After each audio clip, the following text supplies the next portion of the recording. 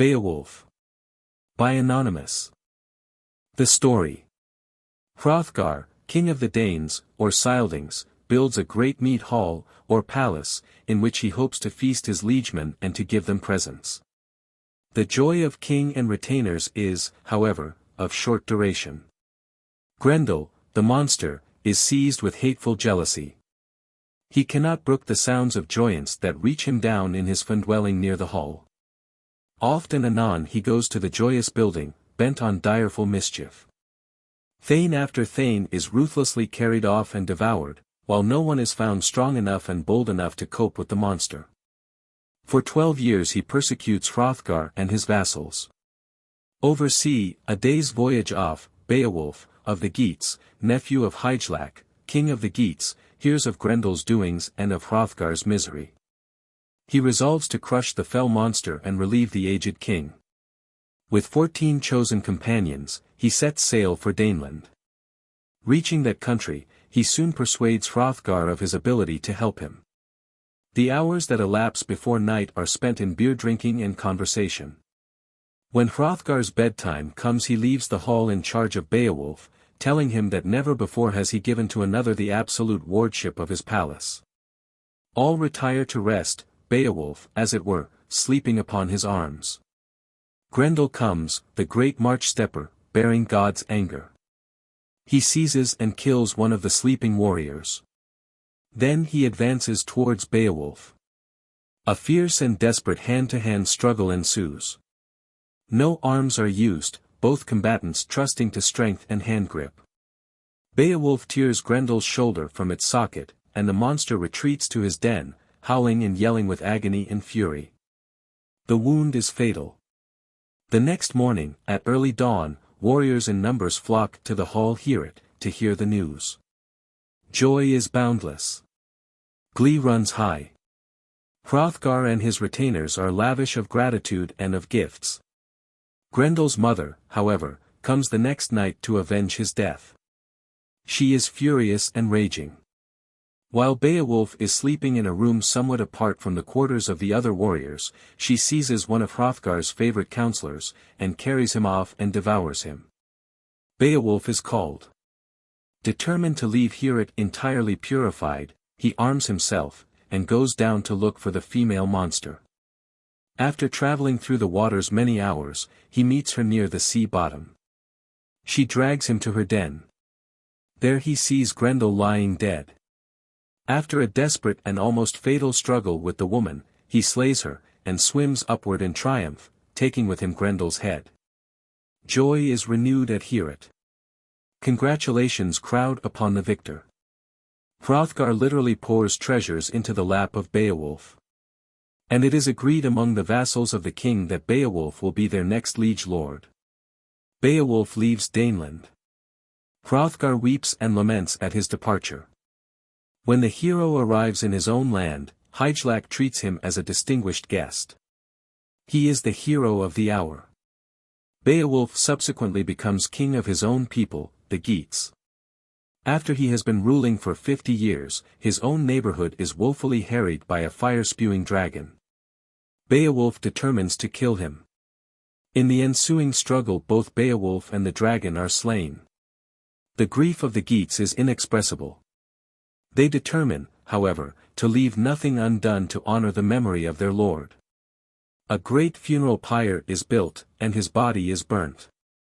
Then a memorial barrow is made, visible from a great distance, that sailors afar may be constantly reminded of the prowess of the national hero of Geatland. The poem closes with a glowing tribute to his bravery, his gentleness, his goodness of heart, and his generosity. It is the devout desire of this translator to hasten the day when the story of Beowulf shall be as familiar to English-speaking peoples as that of the Iliad. Beowulf is our first great epic. It is an epitomized history of the life of the Teutonic races. It brings vividly before us our forefathers of pre-Alfredian eras, in their love of war, of sea, and of adventure. My special thanks are due to Professors Francis A. March and James A. Harrison, for advice, sympathy, and assistance. J. L. Hall. Williamsburg, Virginia, November 1, 1891. How do you find this book? Any thoughts about the book or the author? Any suggestion for improvement? Please take a moment to share your thoughts in a comment. If you like it, share it with your friends who might enjoy it as well. Subscribe to keep in touch. Visit CompleteAudiobooks.com for more quality content. Beowulf. Chapter 1. The Life and Death of Scyld. Lo! The Spear-Dane's glory through splendid achievements. The folk king's former fame we have heard of. How princes displayed then their prowess in battle. Oft Scyld the seething from scathers in numbers. From many a people their mead benches tore. Since first he found him friendless and wretched. The earl had had terror, comfort he got for it. Waxed 'neath the welkin, world honour gained. Till all his neighbours o'er sea were compelled to bow to his bidding and bring him their tribute. An excellent atheling. Too after was born him. A son and heir, young in his dwelling. Whom God Father sent to solace the people. He had marked the misery malice had caused them. That reaved of their rulers they wretched had erstwhile long been afflicted. The Lord, in requital, wielder three of glory, with world honour blessed him. Famed was Beowulf, far spread the glory of Scyld's great son in the lands of the Dane men. So the carle for that is young, by kindness is rendered the friends of his father, with fees in abundance, must be able to earn that when age approacheth. Eager companions aid him requitingly. When war assaults him serve him as liegemen. By praiseworthy actions must honour be got.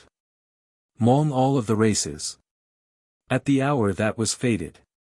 Scyld then departed to the All-Father's keeping.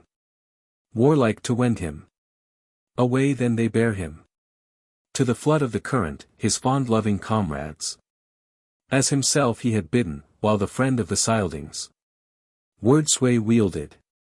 And the well-loved land prince long did rule them. The ring-stemmed vessel, bark of the atheling, lay there at anchor. Icy in glimmer and eager for sailing. The beloved leader laid they down there. Giver of rings, on the breast of the vessel. The famed by the mainmast. A many of jewels. Of fretted embossings, from far lands brought over. Was placed near at hand then. And heard I not ever that a folk ever furnished a float 5 more superbly. With weapons of warfare, weeds for the battle. Bills 6 and bennies 7 on his bosom sparkled. Many a jewel that with him must travel. On the flush of the flood afar on the current. And favours no fewer they furnished him soothly. Excellent folk gems, than others had given him. Who when first he was born outward did send him. Lone on the main. The merest of infants. And a gold-fashioned standard they stretched under heaven. High o'er his head, let the home currents 8 bear him. Seaward consigned him, sad was their spirit. Their mood very mournful. Men are not able soothly to tell us, they in halls who reside. Heroes under heaven, to what haven he hied. Chapter 2. Scyld's Successors, Hrothgar's great Mead-Hall. In the boroughs then Beowulf, bairn of the Scyldings. Beloved land prince. For long-lasting season. Was famed mid the folk, his father departed.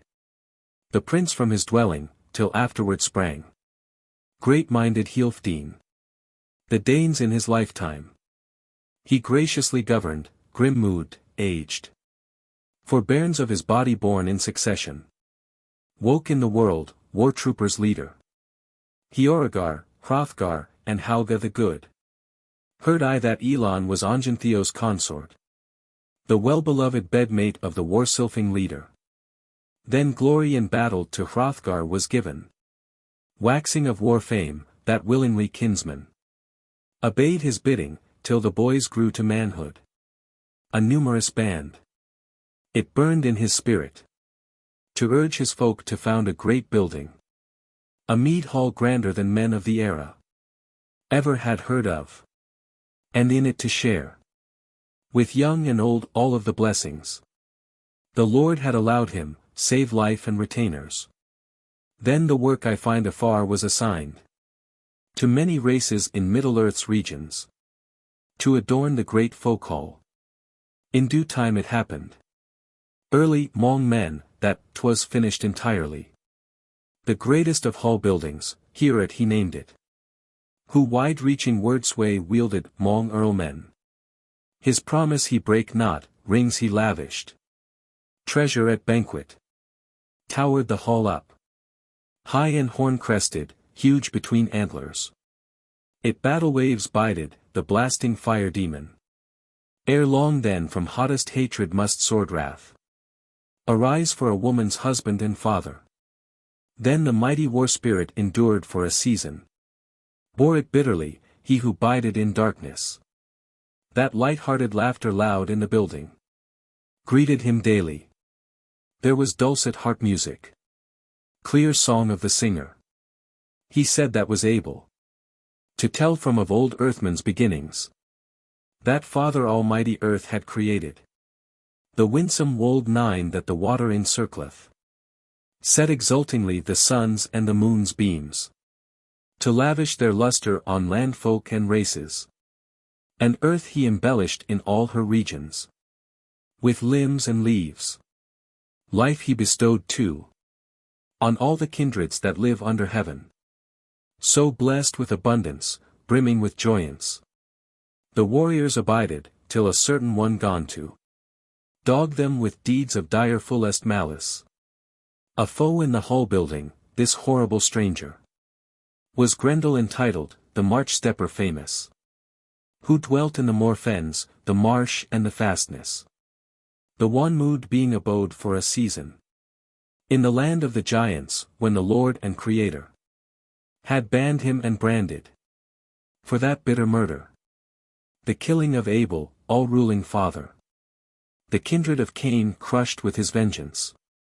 In the feud he rejoiced not, but far away drove him from kindred and kind, that crime to atone for. Meter of justice. Thence ill-favored creatures, elves and giants, monsters of ocean, came into being, and the giants that long time grappled with God, he gave them requital. Chapter 3. Grendel the Murderer. When the sun was sunken, he set out to visit the lofty hall building, how the Ring-Danes had used it for beds and benches when the banquet was over.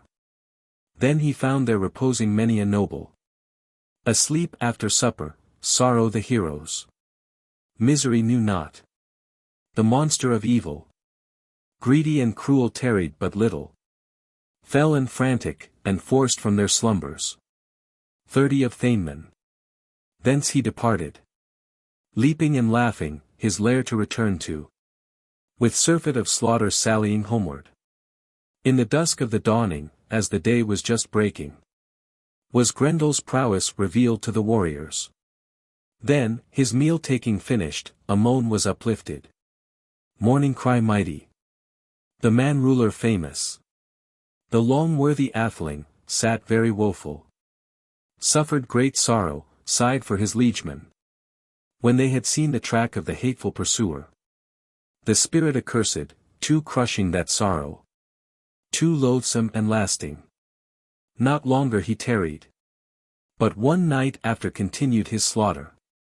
Shameless and shocking, shrinking but little from malice and murder, they mastered him fully. He was easy to find then who otherwhere looked for a pleasanter place of repose in the lodges, a bed in the bowers. Then was brought to his notice, told him truly by token apparent, the hall thane's hatred, he held himself after. Further and faster who the foeman did baffle. So ruled he and strongly strove against justice. Lone against all men, till empty uptowered the choicest of houses. Long was the season. 12 winters time torture suffered. The friend of the Scyldings, every affliction, endless agony. Hence it after became certainly known to the children of men, Sadly in measures, that long against Hrothgar. Grendel struggled, his grudges he cherished. Murderous malice. Many a winter. Strife unremitting, and peacefully wished he. Life woe to lift from no liegeman at all of. The men of the Dane folk, for money to settle. No counsellor needed count for a moment. On handsome amends at the hands of the murderer. The monster of evil fiercely did harass. The ill-planning death shade, both elder and younger. Trapping and tricking them. He trod every night then. The mist covered more fens. Men do not know where. Witches and wizards wander and ramble. So the foe of mankind many of evils. Grievous injuries, often accomplished. Horrible hermit. Hort he frequented. Gem-bedecked palace, when nightshades had fallen. Since God did oppose him, not the throne could he touch. The light-flashing jewel, love of him knew not. 'Twas a fearful affliction to the friend of the Scyldings. Soul-crushing sorrow. Not seldom in private. Sat the king in his council. Conference held they. What the brave should determine 'gainst terrors unlooked for. At the shrines of their idols often they promised gifts and offerings, earnestly prayed they. The devil from hell would help them to lighten their people's oppression. Such practice they used then. Hope of the heathen. Hell they remembered. In innermost spirit, God they knew not. Judge of their actions, all-wielding ruler. No praise could they give the guardian of heaven. The wielder of glory. Woe will be his who. Through furious hatred his spirit shall drive to. The clutch of the fire, no comfort shall look for. Wax no wiser. Well for the man who, living his life days, his Lord may face. And find defense in his father's embrace. Chapter 4. Beowulf goes to Hrothgar's assistance. So Healfdene's kinsman constantly mused on his long-lasting sorrow. The battle-thane clever was not anywise able evils to escape from. Too crushing the sorrow that came to the people. Loathsome and lasting the life-grinding torture. Greatest of night woes. So Hygelac's liegeman, good amid Geatmen, of Grendel's achievements. Heard in his home, of heroes then living. He was stoutest and strongest, sturdy and noble. He bade them prepare him a bark that was trusty. He said he the war-king would seek o'er the ocean. The folk-leader noble, since he needed retainers. For the perilous project prudent companions. Chided him little, though loving him dearly. They egged the brave atheling, augured him glory. The excellent knight from the folk of the Geatmen. Had liegemen selected, likest to prove them. Trustworthy warriors, with 14 companions. The vessel he looked for. A liegeman then showed them. A sea-crafty man, the bounds of the country. Fast the days fleeted, the float was a water. The craft by the cliff. Clomb to the prow then. Well-equipped warriors, the wave-currents twisted. The sea on the sand. Soldiers then carried. On the breast of the vessel bright shining jewels. Handsome war armor, heroes out-shoved then. War men the wood ship, on its wished for adventure. The foamy-necked floater fanned by the breeze. Likest a bird, glided the waters. Till 24 hours thereafter. The twist-stemmed vessel had travelled such distance. That the sailing men saw the sloping embankments. The sea cliffs gleaming. Precipitous mountains. Nesses 10 enormous, they were nearing the limits. At the end of the ocean. Up thence quickly. The men of the wedgers clomb to the mainland. Fastened their vessel, battle weeds rattled. War bunnies clattered. The wielder they thanked. That the ways o'er the waters had waxen so gentle. Then well from the cliff edge the guard of the Scyldings. Who the sea cliffs should see to, saw o'er the gangway. Brave ones bearing beauteous targets. Armor all ready. Anxiously thought he, musing and wondering what men were approaching. High on his horse then Hrothgar's retainer turned him to coastward, mightily brandished his lance in his hands, questioned with boldness. Who are ye men here, mail-covered warriors? Clad in your corselets, come thus a-driving a high-riding ship o'er the shoals of the waters. And hither 'neath helmets have hied o'er the ocean. I have been strand guard, standing as warden, lest enemies ever anywise ravage Danish dominions with army of warships. More boldly never have warriors ventured hither to come.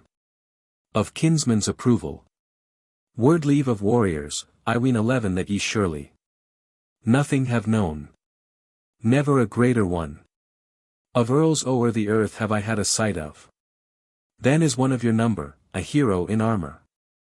No low-ranking fellow adorned with his weapons, but launching them little, unless looks are deceiving, and striking appearance. Ere ye pass on your journey, as treacherous spies to the land of the Scyldings, and farther fare, I fully must know now what race ye belong to. Ye faraway dwellers, seafaring sailors, my simple opinion. Hear ye and hearken, haste is most fitting. Plainly to tell me what place ye are come from. Chapter 5. The Geats reach Heorot. The chief of the strangers rendered him answer. War troopers leader, and word treasure opened. We are sprung from the lineage of the people of Geatland, and Hygelac's hearth friends, to heroes unnumbered. My father was known, a noble head warrior, XVIII titled, many a winter. He lived with the people, ere he passed on his journey.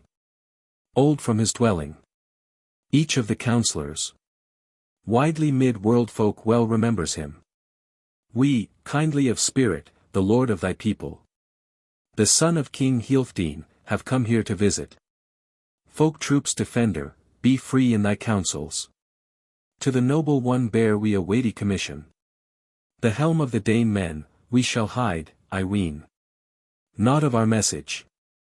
Thou know'st if it happen, as we soothly heard say, that some savage despoiler, some hidden pursuer, on nights that are murky, by deeds very direful, mid the Dane men exhibits hatred unheard of, horrid destruction, and the falling of dead, from feelings least selfish. I am able to render counsel to Hrothgar, how he, wise and worthy, may worst the destroyer. If the anguish of sorrow should ever be lessened, comfort come to him, and care waves grow cooler, or ever hereafter he agony suffer, and troublous distress, while towereth upward the handsomest of houses high on the summit. Bestriding his stallion, the strand watchman answered. The doughty retainer, the difference surely, twixt words and works. The warlike shield-bearer, who judgeth wisely well shall determine. This band, I hear, beareth no malice to the prince of the Scyldings. Pass ye then onward, with weapons and armor. I shall lead you in person. To my war-trusty vassals command I shall issue, to keep from all injury your excellent vessel, your fresh-tarred craft, gainst every opposer. Close by the seashore, till the curved-necked bark shall waft back again the well-beloved hero, o'er the way of the water to wedge your dominions. To warrior so great 'twill be granted sure, in the storm of strife to stand secure. Onward they fared then, the vessel lay quiet. The broad-bosomed bark was bound by its cable firmly at anchor. The bore signs glistened bright on the visors vivid with gilding. Blaze hardened, brilliant, the bore acted warden. The heroes hastened, hurried the liegemen, descended together, till they saw the great palace, the well-fashioned wassail hall wondrous and gleaming, mid-world folk and kindreds that was widest reputed, of halls under heaven which the hero abode in, its lustre enlightened lands without number. Then the battle-brave hero showed them the glittering court of the bold ones, that they easily thither might fare on their journey. The aforementioned warrior, turning his courser, quoth as he left them, "'Tis time I were faring, Father Almighty grant you his grace, and give you to journey safe on your mission. To the sea I will get me, 'gainst hostile warriors as warden to stand." Chapter 6. Beowulf introduces himself at the palace. The highway glistened with many-hued pebble. A by-path led the liegemen together. Firm and hand-locked the war-byrnie glistened. The ring-sword radiant rang mid the armor, as the party was approaching the palace together, in warlike equipments, 'gainst the wall of the building. Their wide-fashioned war-shields they wearied did set then. Battle-shields sturdy, bench-ward they turned then. Their battle sarks 12 rattled, the gear of the heroes. The lances stood up then, all in a cluster. The arms of the seamen, ashen shafts mounted. With edges of iron, the armor-clad troopers were decked with weapons.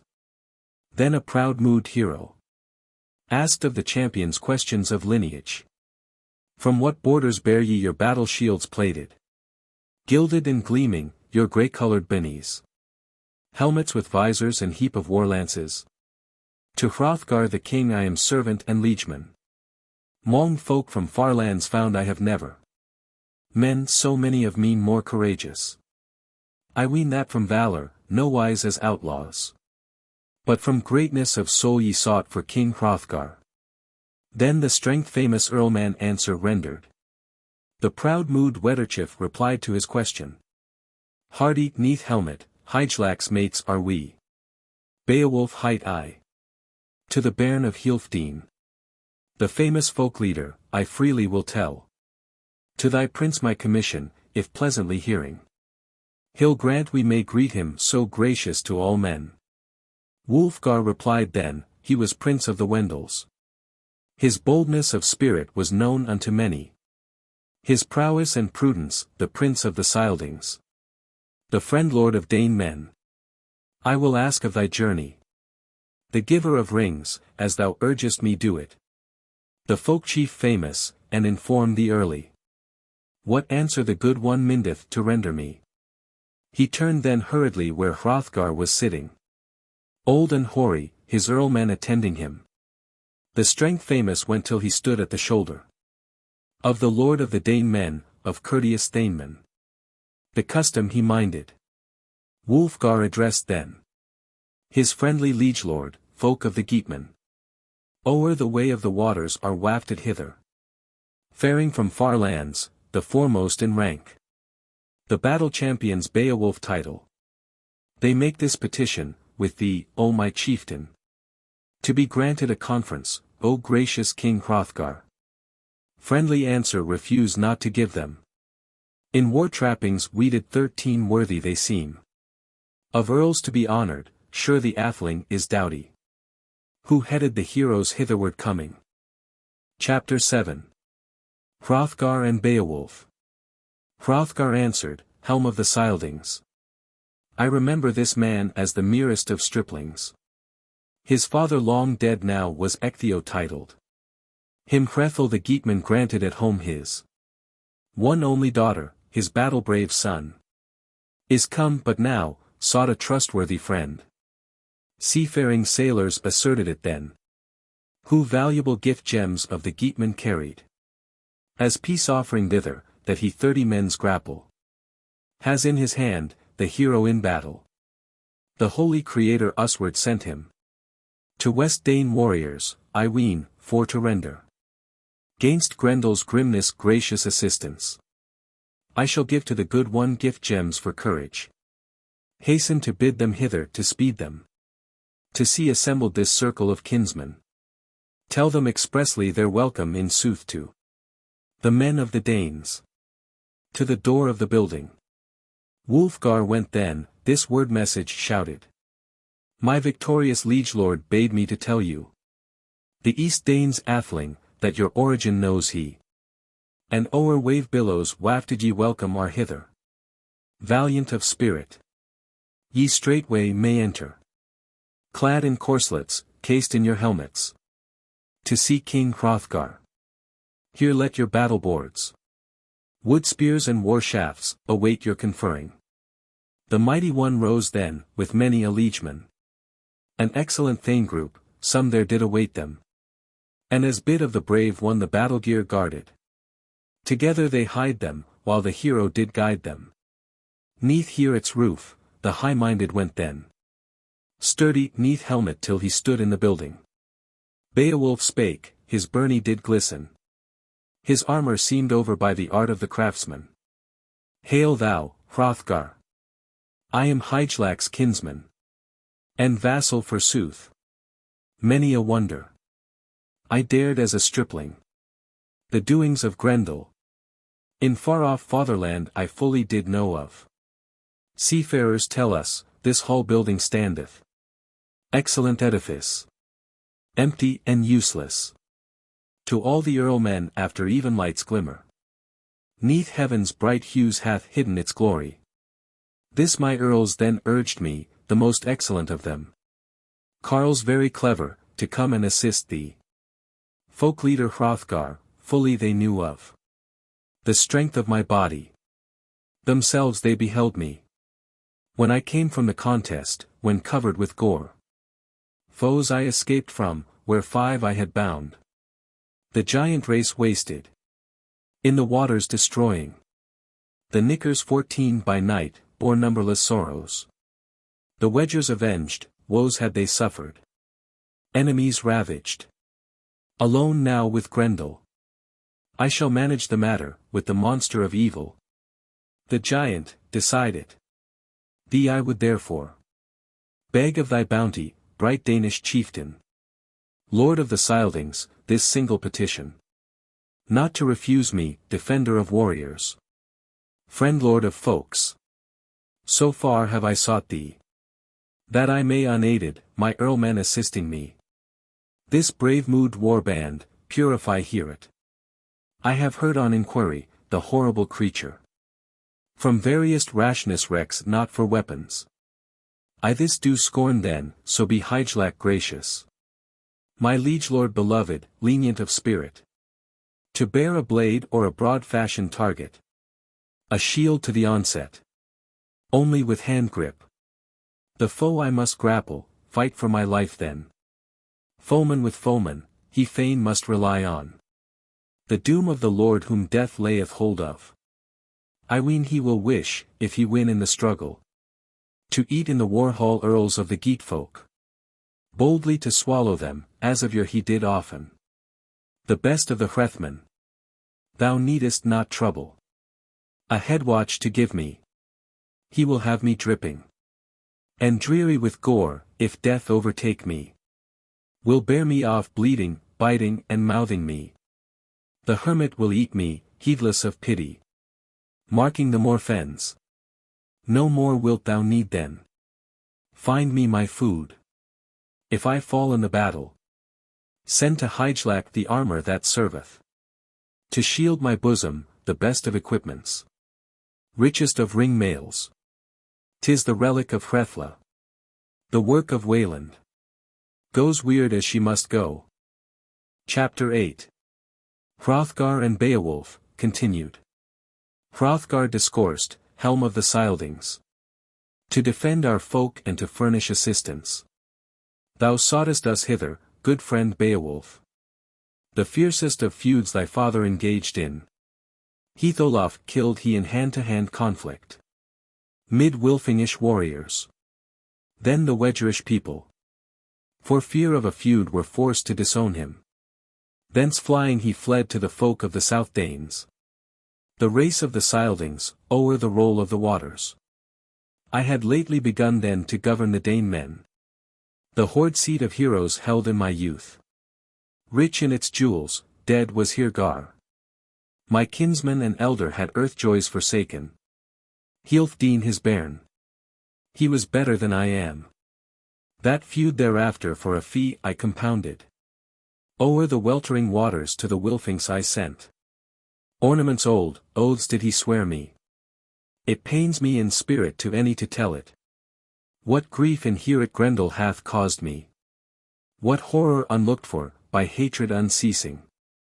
Waned is my war band, wasted my hull troop. Weird hath oft cast them to the clutches of Grendel. God can easily hinder the scather from deeds so direful. Oft drunken with beer, o'er the ale vessel promised warriors in armor. They would willingly wait on the wassailing benches. A grapple with Grendel, with grimmest of edges. Then this Mead-Hall at morning with murder was reeking. The building was bloody at breaking of daylight. The bench deals all flooded, dripping and bloodied. The folk hall was gory, I had fewer retainers. Dear beloved warriors, whom death had laid hold of. Sit at the feast now, thy intents unto heroes. Thy victor fame show, as thy spirit doth urge thee. For the men of the Geats then together assembled. In the beer hall blithesome a bench was made ready. There warlike in spirit they went to be seated. Proud and exultant. A liegeman did service. Who a beaker embellished bore with decorum. And gleaming drink poured. The gleeman sang whilom 15. Hardy in Heorot. There was heroes rejoicing. A numerous war band of wedgers and Dane men. Chapter 9. Unferth taunts Beowulf. Unferth spoke up, Ecglaf his son, who sat at the feet of the lord of the Scyldings. Opened the jousting, the journey of Beowulf. Seafarer doughty. Gave sorrow to Unferth. And greatest chagrin, too, for granted he never. That any man else on earth should attain to. Gain under heaven. More glory than he. Art thou that Beowulf with Breca did struggle? On the wide sea currents at swimming contended. Where to humour your pride the ocean ye tried. From vainest vaunting adventured your bodies. In care of the waters. And no one was able. Nor lief nor loath one, in the least to dissuade you. Your difficult voyage. Then ye ventured swimming. Where your arms outstretching the streams ye did cover. The mere ways 16 measured, mixing and stirring them. Glided the ocean. Angry the waves were. With the weltering of winter. In the water's possession. Ye toiled for a 7 night, he at swimming outdid thee. In strength excelled thee. Then early at morning. On the Heorot's shore the home currents tossed him. Sought he thenceward the home of his fathers. Beloved of his liegemen, the land of the Brondings. The peace castle pleasant, where a people he wielded. Had borough and jewels. The pledge that he made thee. The son of Beanstan hath soothly accomplished. Then I ween thou wilt find thee less fortunate issue. Though ever triumphant in onset of battle. A grim grappling. If Grendel thou darest. For the space of a night nearby to wait for. Beowulf answered, offspring of XVIII. My good friend Unferth, sure freely and wildly. Thou fuddled with beer of Breca hast spoken. Hast told of his journey. A fact I allege it. That greater strength in the waters I had then. Ills in the ocean, than any man else had. We made agreement as the merest of striplings. Promised each other, both of us then were. Younkers in years, that we yet would adventure. Out on the ocean, it all we accomplished. While swimming the sea floods, sword blade unscabbarded. Boldly we brandished, our bodies expected. To shield from the sharks. He sure was unable. To swim on the waters further than I could. More swift on the waves, nor would I from him go. Then we 2 companions stayed in the ocean. 5 nights together, till the currents did part us. The weltering waters, weather's the bleakest. And nethermost night. And the north wind whistled. Fierce in our faces. Fell were the billows. The mere fish's mood was mightily ruffled. And there against foemen my firm knotted corslet. Hand-jointed, hardy, help did afford me. My battle sark braided, brilliantly gilded. Lay on my bosom.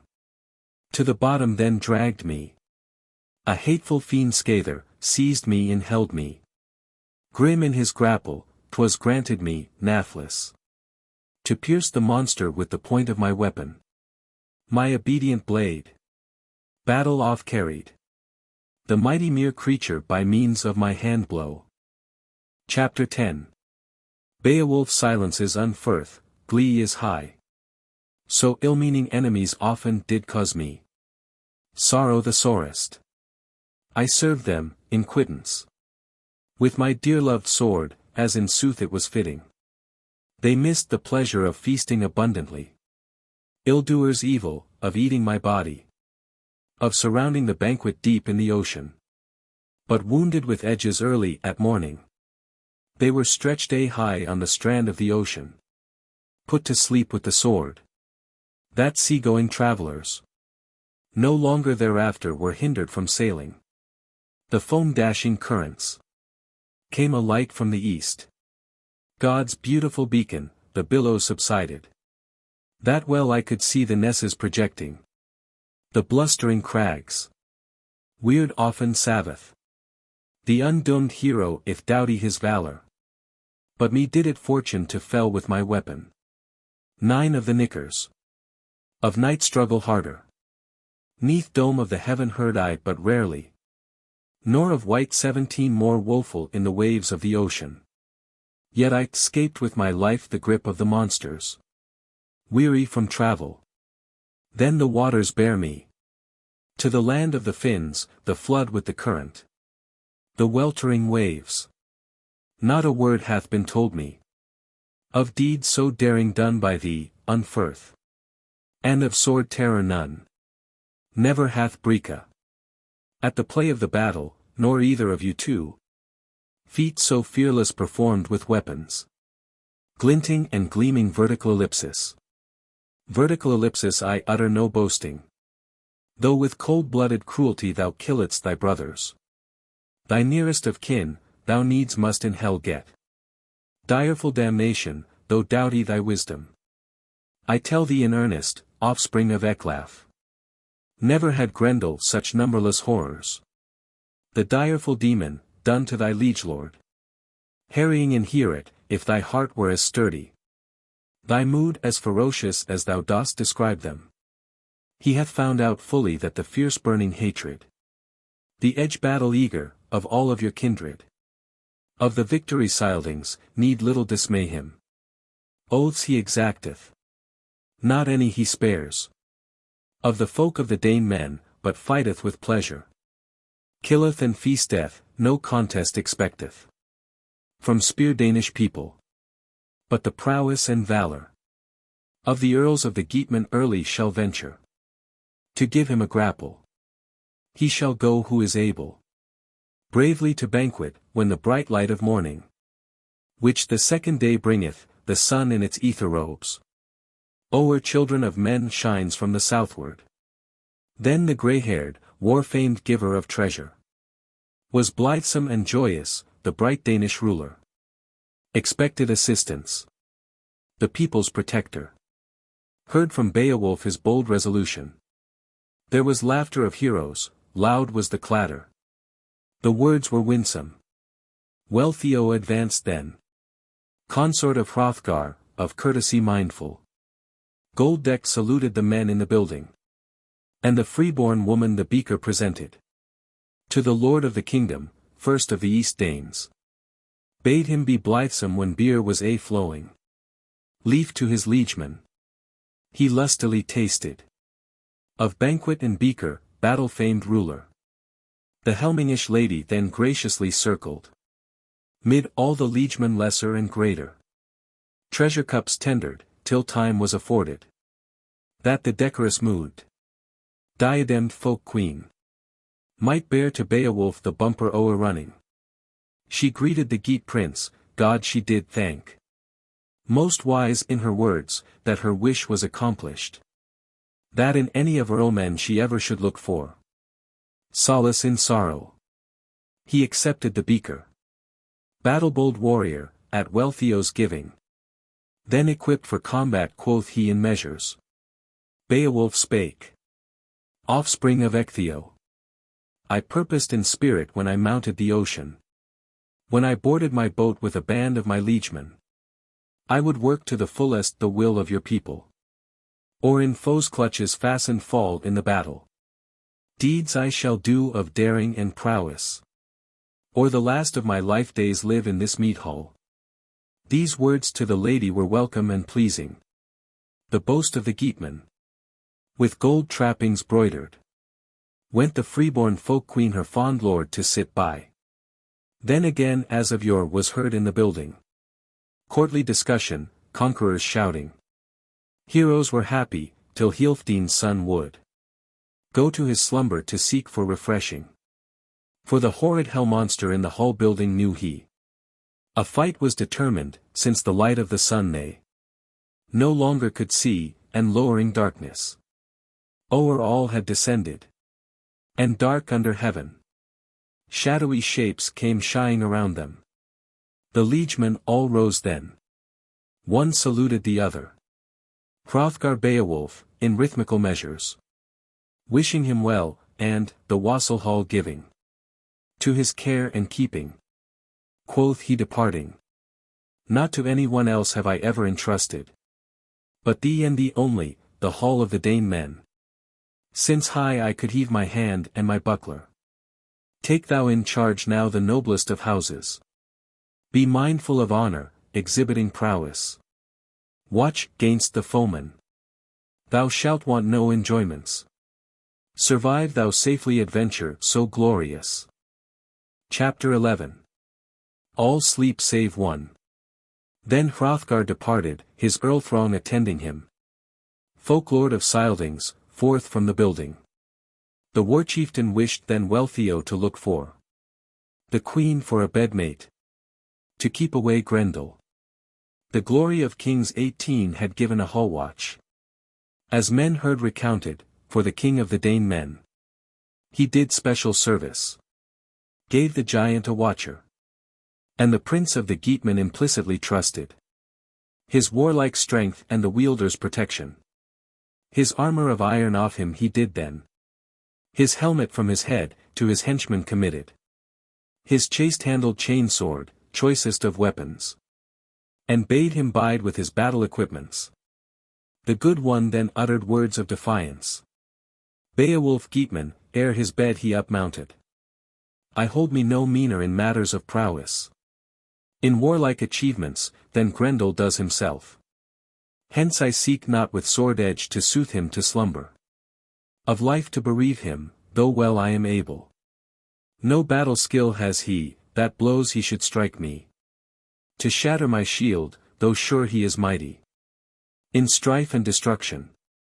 But struggling by night we shall do without edges, dare he to look for weaponless warfare, and wise mood father.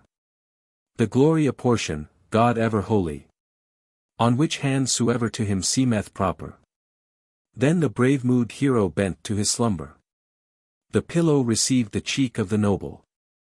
And many a martial mere thane attending. Sank to his slumber. Seemed it unlikely. That ever thereafter any should hope to be happy at home, hero friends visit. Or the lordly troop castle where he lived from his childhood. They had heard how slaughter had snatched from the wine hall. Had recently ravished, of the race of the Scyldings. Too many by far. But the Lord to them granted. The weaving of war speed 19 to wedgerish heroes. Aid and comfort, that every opponent. By one man's war might they worsted and vanquished. By the might of himself. The truth is established. That God Almighty hath governed for ages. Kindreds and nations. A night very lurid. The traveller at twilight came tramping and striding. The warriors were sleeping who should watch the horn building. One only excepted. Mid-earth men, 'twas stablished. Implacable foeman was powerless to hurl them. To the land of shadows, if the Lord were unwilling. But serving as warder, in terror to foemen. He angrily bided the issue of battle. Chapter 12. Grendel and Beowulf. 'Neath the cloudy cliffs came from the moor then. Grendel going, God's anger bare he. The monster intended some one of earthmen. In the hall building grand to entrap and make way with. He went under welkin where well he knew of. The wine joyous building. Brilliant with plating. Gold hall of earthmen. Not the earliest occasion. He the home and manor of Hrothgar had sought. Ne'er found he in life days later nor earlier. Hardier hero, hall thanes more sturdy. Then came to the building the warrior marching. Bereft of his joyance. The door quickly opened. On fire hinges fastened, when his fingers had touched it. The fell one had flung then, his fury so bitter. Opened the entrance. Early thereafter. The foeman trod the shining hall pavement. Strode he angrily. From the eyes of him glimmered a lustre unlovely likest to fire. He beheld in the hall the heroes in numbers. A circle of kinsmen sleeping together. A throng of thanemen, then his thoughts were exultant. He minded to sunder from each of the thanemen the life from his body, horrible demon. Ere morning came, since fate had allowed him the prospect of plenty, Providence willed not to permit him any more of men under heaven to eat in the night time. Hygelac's kinsman great sorrow endured how the dire-mood creature in unlooked-for assaults were likely to bear him. No thought had the monster of deferring the matter. But on earliest occasion he quickly laid hold of a soldier asleep, suddenly tore him. Bit his bone prison. The blood drank in currents. Swallowed in mouthfuls, he soon had the dead man's feet and hands, too, eaten entirely. Nearer he strode then, the stout-hearted warrior. Snatched as he slumbered, seizing with hand-grip. Forward the foeman foined with his hand. Caught he quickly the cunning deviser. On his elbow he rested. This early discovered the master of malice, that in Middle-earth's regions, 'neath the whole of the heavens, no hand-grapple greater in any man else had he ever encountered. Fearful in spirit, faint-mood waxed he. Not off could betake him. Death he was pondering. Would fly to his covert, seek the devil's assembly. His calling no more was the same he had followed long in his lifetime. The liege kinsman worthy of Hygelac minded his speech of the evening. Stood he up straight and stoutly did seize him. His fingers crackled. The giant was outward. The earl stepped farther. The famous one minded to flee away farther, if he found an occasion. And off and away, avoiding delay. To fly to the fen moors. He fully was ware of the strength of his grapple in the grip of the foeman. 'Twas an ill-taken journey that the injury bringing. Harrying harmer to Heorot wandered. The palace re-echoed to all of the Dane men. Dwellers in castles, to each of the bold ones. Earlmen, was terror. Angry they both were. Archwarders raging. Rattled the building. 'Twas a marvellous wonder that the wine-hall withstood then. The bold in battle, bent not to earthward. Excellent earth-hall. But within and without it was fastened so firmly in fetters of iron. By the art of the armourer. Off from the sill there bent mead benches many, as men have informed me. Adorned with gold work, where the grim ones did struggle. The Scylding wise men weened ne'er before that by might and main strength a man under heaven might break it in pieces, bone-decked, resplendent. Crush it by cunning. Unless clutch of the fire in smoke should consume it. The sound mounted upward. Novel enough. On the North Danes fastened a terror of anguish, on all of the men there. Who heard from the wall the weeping and plaining. The song of defeat from the foeman of heaven. Heard him hymns of horror howl, and his sorrow hell-bound bewailing. He held him too firmly. Who was strongest of main strength of men of that era? Chapter 13. Grendel is vanquished. For no cause whatever would the earlman's defender leave in life joys the loathsome newcomer. He deemed his existence utterly useless. To men under heaven, many a noble of Beowulf brandished his battle sword old, would guard the life of his lord and protector, the far famous chieftain, if able to do so. While waging the warfare, this wist they but little. Brave battle thanes, while his body intending to slit into slivers, and seeking his spirit, that the relentless foeman nor finest of weapons of all on the earth, nor any of war bills, was willing to injure. But weapons of victory, swords and suchlike he had sworn to dispense with. His death at that time must prove to be wretched, and the faraway spirit widely should journey into enemies' power.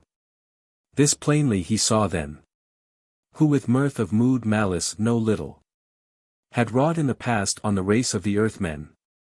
To God he was hostile, that his body would fail him. But Hygelac's hardy henchmen and kinsmen held him by the hand. Hateful to other was each one if living a body wound suffered. The direful demon, damage incurable, was seen on his shoulder, his sinews were shivered. His body did burst. To Beowulf was given glory in battle. Grendel from thenceward must flee and hide him in the fen cliffs and marshes. Sick unto death, his dwelling must look for.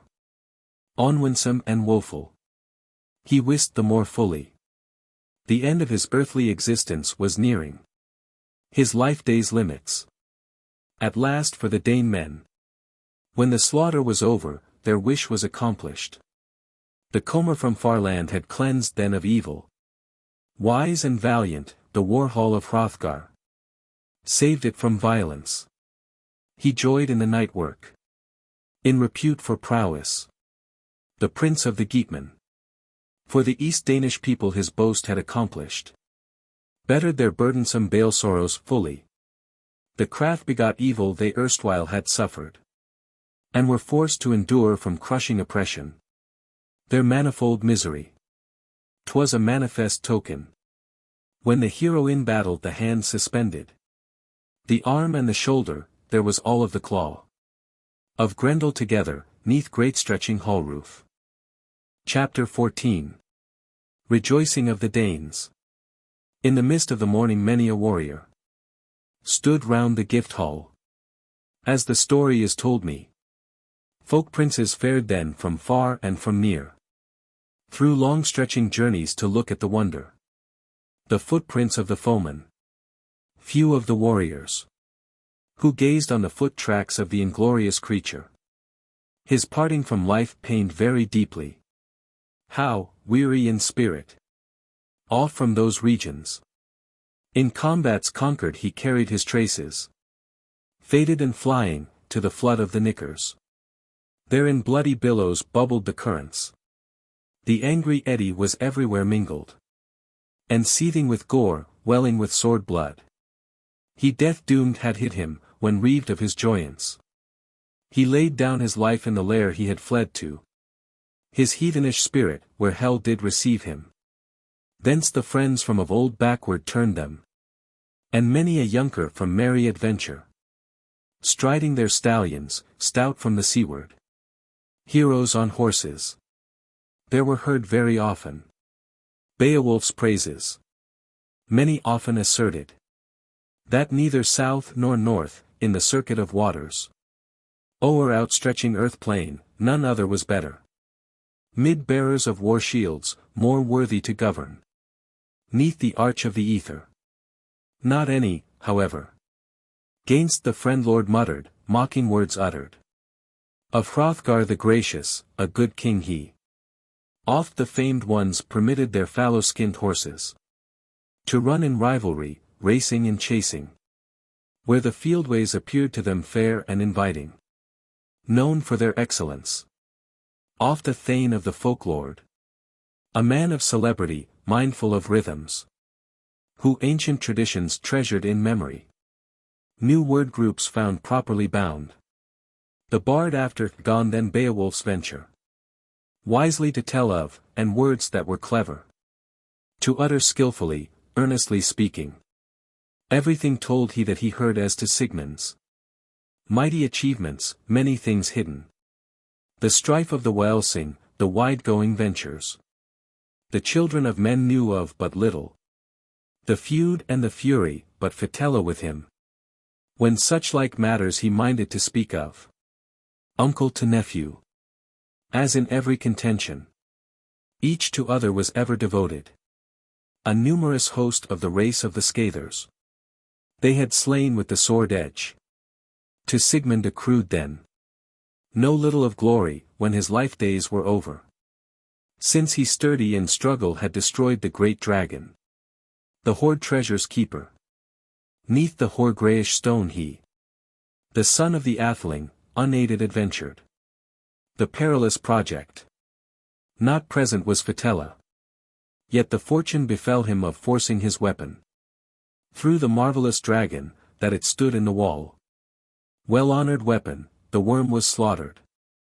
The great one had gained then by his glorious achievement. To reap from the ring-hoard richest enjoyment. As best it did please him, his vessel he loaded. Shining ornaments on the ship's bosom carried. Kinsman of Wales, the drake in heat melted. He was farthest famed of fugitive pilgrims. Mid wide scattered world folk, for works of great prowess. War troopers shelter, hence waxed he in honor. Afterward Hermod's hero strength failed him. His vigor and valor. Mid venomous haters. To the hands of foemen he was foully delivered. Oft driven early. Agony billows. Oppressed him too long, to his people he became then. To all the Athelings, an ever great burden. And the daring one's journey in days of yore. Many wise men were wont to deplore. Such as hoped he would bring them help in their sorrow. That the son of their ruler should rise into power. Holding the headship held by his fathers. Should govern the people, the gold hoard and borough. The kingdom of heroes. The realm of the Scyldings. He to all men became then far more beloved. Hygelac's kinsman, to kindreds and races. To his friends much dearer, him malice assaulted. Oft running and racing on roadsters they measured. The dun-colored highways. Then the light of the morning. Was hurried and hastened. Went henchmen in numbers.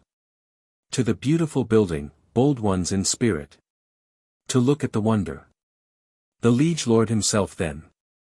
From his wife bower wending, warden of treasures. Glorious trod with troopers unnumbered. Famed for his virtues. And with him the queen wife. Measured the mead ways, with maidens attending. Chapter 15. Hrothgar's gratitude. Hrothgar discoursed, to the hall building went he. He stood by the pillar, saw the steep rising hall roof. Gleaming with gold gems. And Grendel his hand there. For the sight we behold now, thanks to the wielder. Early be offered. Much evil I bided. Snaring from Grendel, God can e'er compelish. Wonder on wonder, wielder of glory. But lately I reckoned ne'er under heaven. Comfort to gain me for any of sorrows. While the handsomest of houses horrid with bloodstain. Gory up-towered. Grief had oft-frightened. Each of the wise ones who weened not that ever. The folk troops' defences, gainst foes they should strengthen. Gainst sprites and monsters. Through the might of the wielder. A doughty retainer hath a deed now accomplished. Which erstwhile we all with our excellent wisdom. Failed to perform. May affirm very truly. What woman soever in all of the nations. Gave birth to the child, if yet she surviveth. That the long-ruling lord was lavish to her ward. In the birth of the bairn. Now, Beowulf dear. Most excellent hero, I'll love thee in spirit. As bairn of my body, bear well henceforward. The relationship new. No lack shall befall thee. Of earth joys any I ever can give thee. Full often for lesser service I've given. Hero less hardy hoard treasure precious. To a weaker in war strife.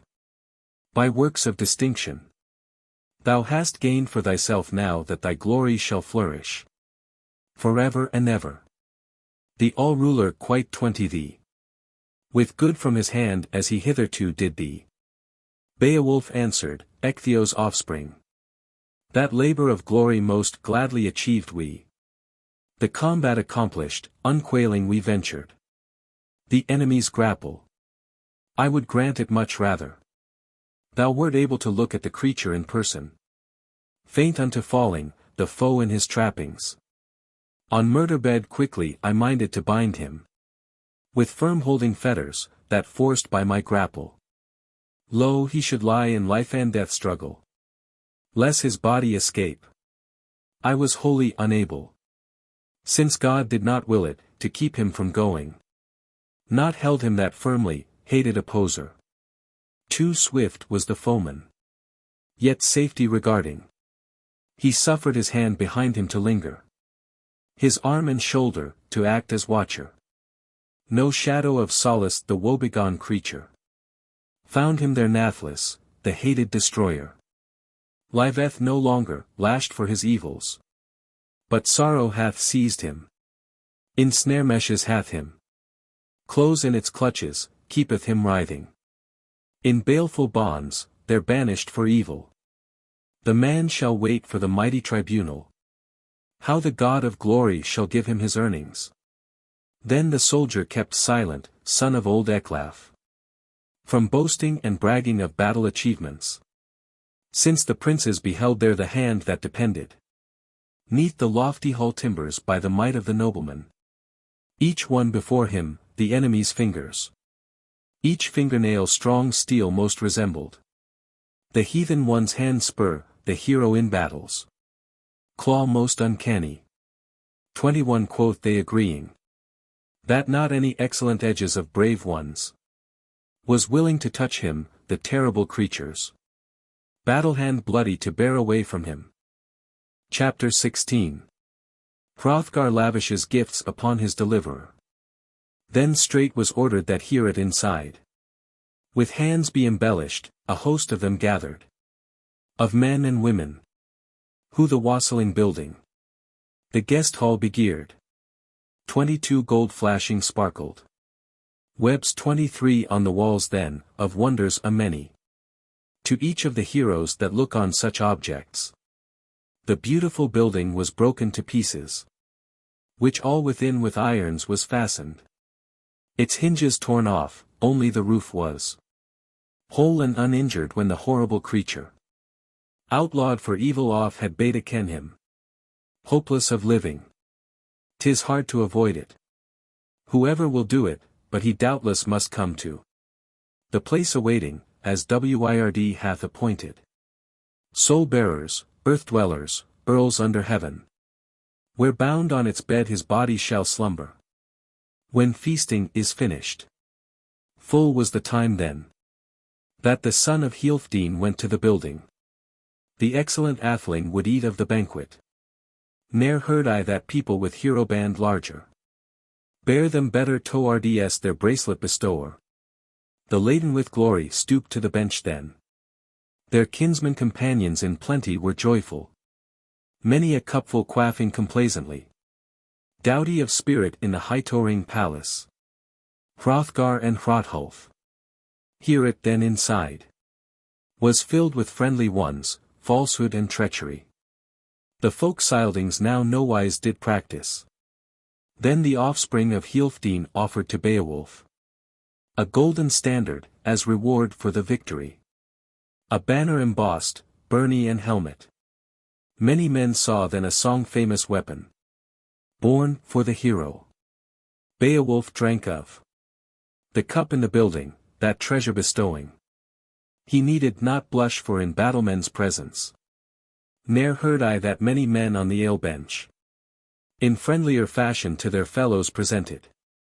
For bright jewels with goldwork embellished. Round the roof of the helmet a head garter outside, braided with wires, with bosses was furnished, that swords for the battle fight hardened might fail boldly to harm him. When the hero proceeded forth against foemen, the defender of earls then commanded that 8 steeds with bridles, gold-plated, gleaming, be guided to Hallward. Inside the building, on one of them stood then an art-broidered saddle embellished with jewels. 'Twas the sovereign seat, when the son of King Hrothgar was pleased to take part in the play of the edges. The famous one's valor ne'er failed at the front when slain ones were bowing, and to Beowulf granted, the prince of the Ingwins, power over both o'er war steeds and weapons, bade him well to enjoy them. In so manly a manner the mighty famed chieftain, hoard ward of heroes, with horses and jewels, war storms requited, that none e'er condemneth, who willeth to tell truth with full justice. Chapter 17. Banquet, continued, the Scop's song of Finn and Hnaef, and the atheling of earlmen to each of the heroes, who the ways of the waters went with Beowulf. A costly gift token gave on the mead bench, offered an heirloom, and ordered that that man with gold should be paid for, whom Grendel had erstwhile wickedly slaughtered, as he more of them had done, had far-seeing God and the mood of the hero. The fate not averted, the Father then governed all of the earth-dwellers, as he ever is doing. Hence insight for all men is everywhere fittest. Forethought of spirit, much he shall suffer, of lief and of loathsome who long in this present useth the world in this woeful existence. There was music and merriment mingling together, touching Healfdene's leader. The joy-wood was fingered, measures recited, when the singer of Hrothgar on mead bench should mention the merry hall joyance of the kinsmen of Finn. When onset surprised them, the half-Danish hero, Hnaef of the Scyldings, on the field of the Frisians was fated to perish. Sure Hildeburh needed not mention approving the faith of the Jutman, though blameless entirely. When shields were shivered she was shorn of her darlings. Of bairns and brothers, they bent to their fate, with war-spear wounded. Woe was that woman! Not causeless lamented the daughter of Hos. The decree of the wielder when morning light came and she was able 'neath heaven to behold the destruction of brothers and bairns, where the brightest of earth joys she had hitherto had, all the henchmen of Finn war had oft taken, save a handful remaining, that he nowise was able to offer resistance to the onset of Hengist in the parley of battle, nor the wretched remnant to rescue in war from the Earl of the Atheling. But they offered conditions. Another great building to fully make ready, a hall and a high seat, that half they might rule with the sons of the Jutman, and that Falkwalda's son would day after day the Danemen honor, when gifts were giving, and grant of his ring-store to Hengist's earl troop ever so freely of his gold-plated jewels, as he encouraged the Frisians on the bench of the beer hall. On both sides they swore then a fast-binding compact, Finn unto Hengist, with no thought of revoking vowed then most solemnly the woebegone remnant well to take charge of his Witan, advising the agreement should no one by words or works weaken and shatter, by artifice ever injure its value. Though reaved of their ruler their ring-giver's slayer, they followed as vassals, fate so requiring. Then if one of the Frisians the quarrel should speak of, in tones that were taunting, terrible edges should cut in requital, accomplished the oath was, and treasure of gold from the hoard was uplifted. The best of the Scylding braves was then fully prepared for the pile. At the pyre was seen clearly the blood-gory Birnie, the boar with his gilding. The iron-hard swine, athlinks many. Fatally wounded, no few had been slaughtered. Hildeburh bade then, at the burning of Hnaef, the bairn of her bosom to bear to the fire, that his body be burned and borne to the pyre. The woe-stricken woman wept on his shoulder. In measures lamented, up mounted the hero. The greatest of dead fires curled to the welkin. On the hill's front crackled. Heads were melting. Wound doors bursting, while the blood was coursing. From body bite fierce. The fire devoured them. Greediest of spirits, whom war had off carried. From both of the peoples, their bravest were fallen. Chapter 18. The Finn episode, continued, the banquet continues. Then the warriors departed to go to their dwellings. Reaved of their friends, Friesland to visit. Their homes and high city. Hengist continued. Biding with Finn the blood-tainted winter. Wholly unsundered, of fatherland thought he. Though unable to drive the ring-stemmed vessel o'er the ways of the waters. The wave-deeps were tossing. Fought with the wind. Winter in ice bonds. Closed up the currents, till there came to the dwelling. A year in its course, as yet it revolveth. If season propitious one alway regardeth. World-cheering weathers. Then winter was gone. Earth's bosom was lovely, the exile would get him. The guest from the palace. On gruesomest vengeance. He brooded more eager than on oversea journeys. Whr onset of anger he were able to compelish. The bairns of the Jutman therein to remember. Nowise refused he the duties of liegeman. When Hun of the Frisians the battle sword lafing. Fairest of falchions, friendly did give him. Its edges were famous in folk talk of Jutland. And savage sword fury seized in its clutches. Bold mood Finn where he bode in his palace. When the gruesome grapple Guthlaf and Oslaf had mournfully mentioned, the mere journey over. For sorrows half blamed him. The flickering spirit could not bide in his bosom. Then the building was covered with corpses of foemen, and Finn too was slaughtered. The king with his comrades, and the queen made a prisoner. The troops of the Scyldings bore to their vessels all that the land king had in his palace. Such trinkets and treasures they took as, on searching at Finn's they could find. They ferried to Daneland. The excellent woman on oversea journey led her to their land folk. The lay was concluded. The gleeman's recital. Shouts again rose then. Bench glee resounded, bearers then offered wine from wonder vats. Wealthio advanced then, going 'neath gold crown, where the good ones were seated. Uncle and nephew, their peace was yet mutual. True each to the other. And Unferth the spokesman sat at the feet of the lord of the Scyldings. Each trusted his spirit that his mood was courageous. Though at fight he had failed in faith to his kinsman. Said the queen of the Scyldings, my lord and protector. Treasure bestower, take thou this beaker. Joyance attend thee, gold friend of heroes. And greet thou the Geatmen with gracious responses. So ought one to do. Be kind to the Geatmen. In gifts not niggardly. Anear and afar now. Peace thou enjoyest. Report hath informed me. Thou lt have for a bairn the battle-brave hero. Now is Heorot cleansed, ring palace gleaming. Give while thou mayest many rewards. And bequeath to thy kinsman kingdom and people. On wending thy way to the wielder's splendor. I know good Hrothulf, that the noble young troopers he'll care for in honor, lord of the Scyldings.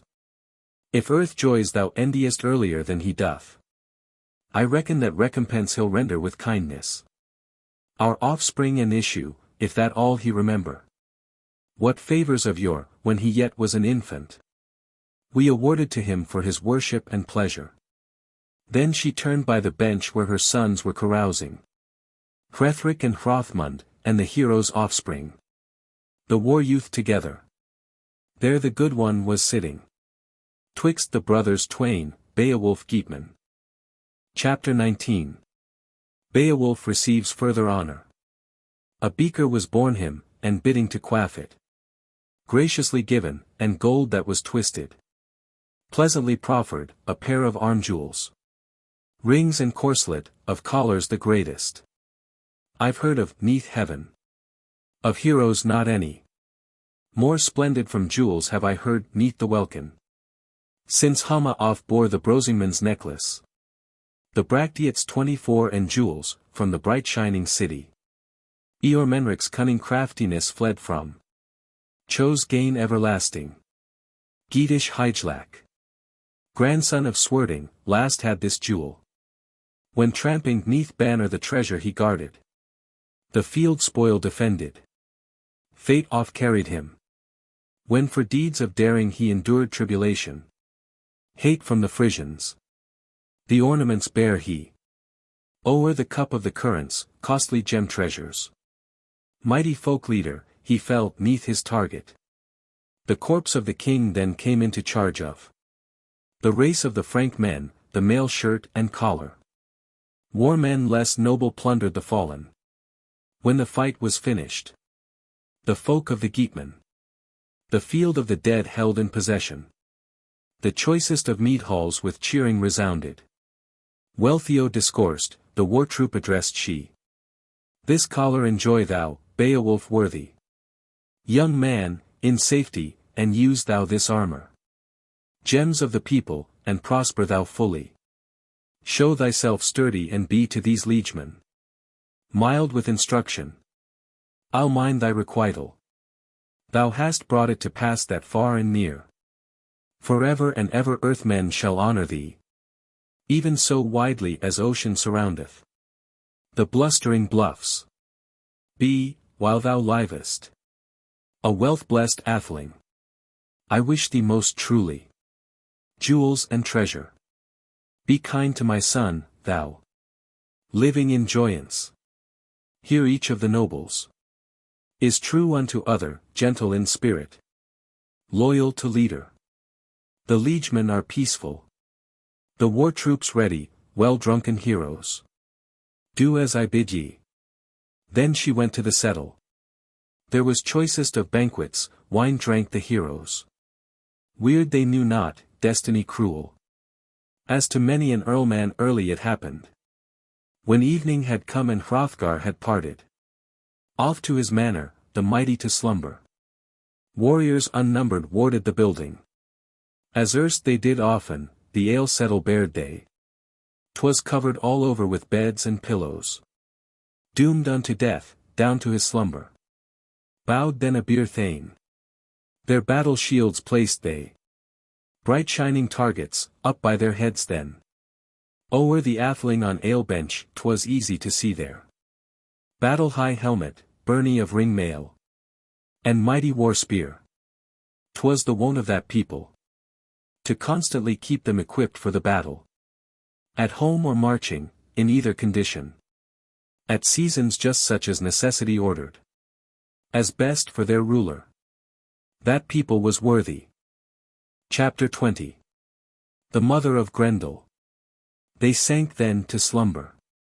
With sorrow one paid for his evening repose, as often betid them. While Grendel was holding the gold-bedecked palace. Ill deeds performing, till his end overtook him. Death for his sins. 'Twas seen very clearly. Known unto earth folk, that still an avenger. Outlived the loathed one, long since the sorrow. Caused by the struggle. The mother of Grendel. Devil-shaped woman, her woe ever minded. Who was held to inhabit the horrible waters. The cold-flowing currents. After Cain had become a slayer with edges to his one only brother. The son of his sire. He set out then banished. Marked as a murderer, man joys avoiding. Lived in the desert. Thence demons unnumbered. Fate sent awoke. One of them Grendel. Sword-cursed, hateful, who at Heorot met with A man that was watching, waiting the struggle. Where a horrid one held him with hand grapple sturdy. Nathless he minded the might of his body. The glorious gift God had allowed him. And folk-ruling father's favor relied on. His help and his comfort, so he conquered the foeman. The hell-spirit humbled, he unhappy departed then. Reaved of his joyance, journeying to death haunts. Foeman of man. His mother moreover. Eager and gloomy was anxious to go on. Her mournful mission, mindful of vengeance.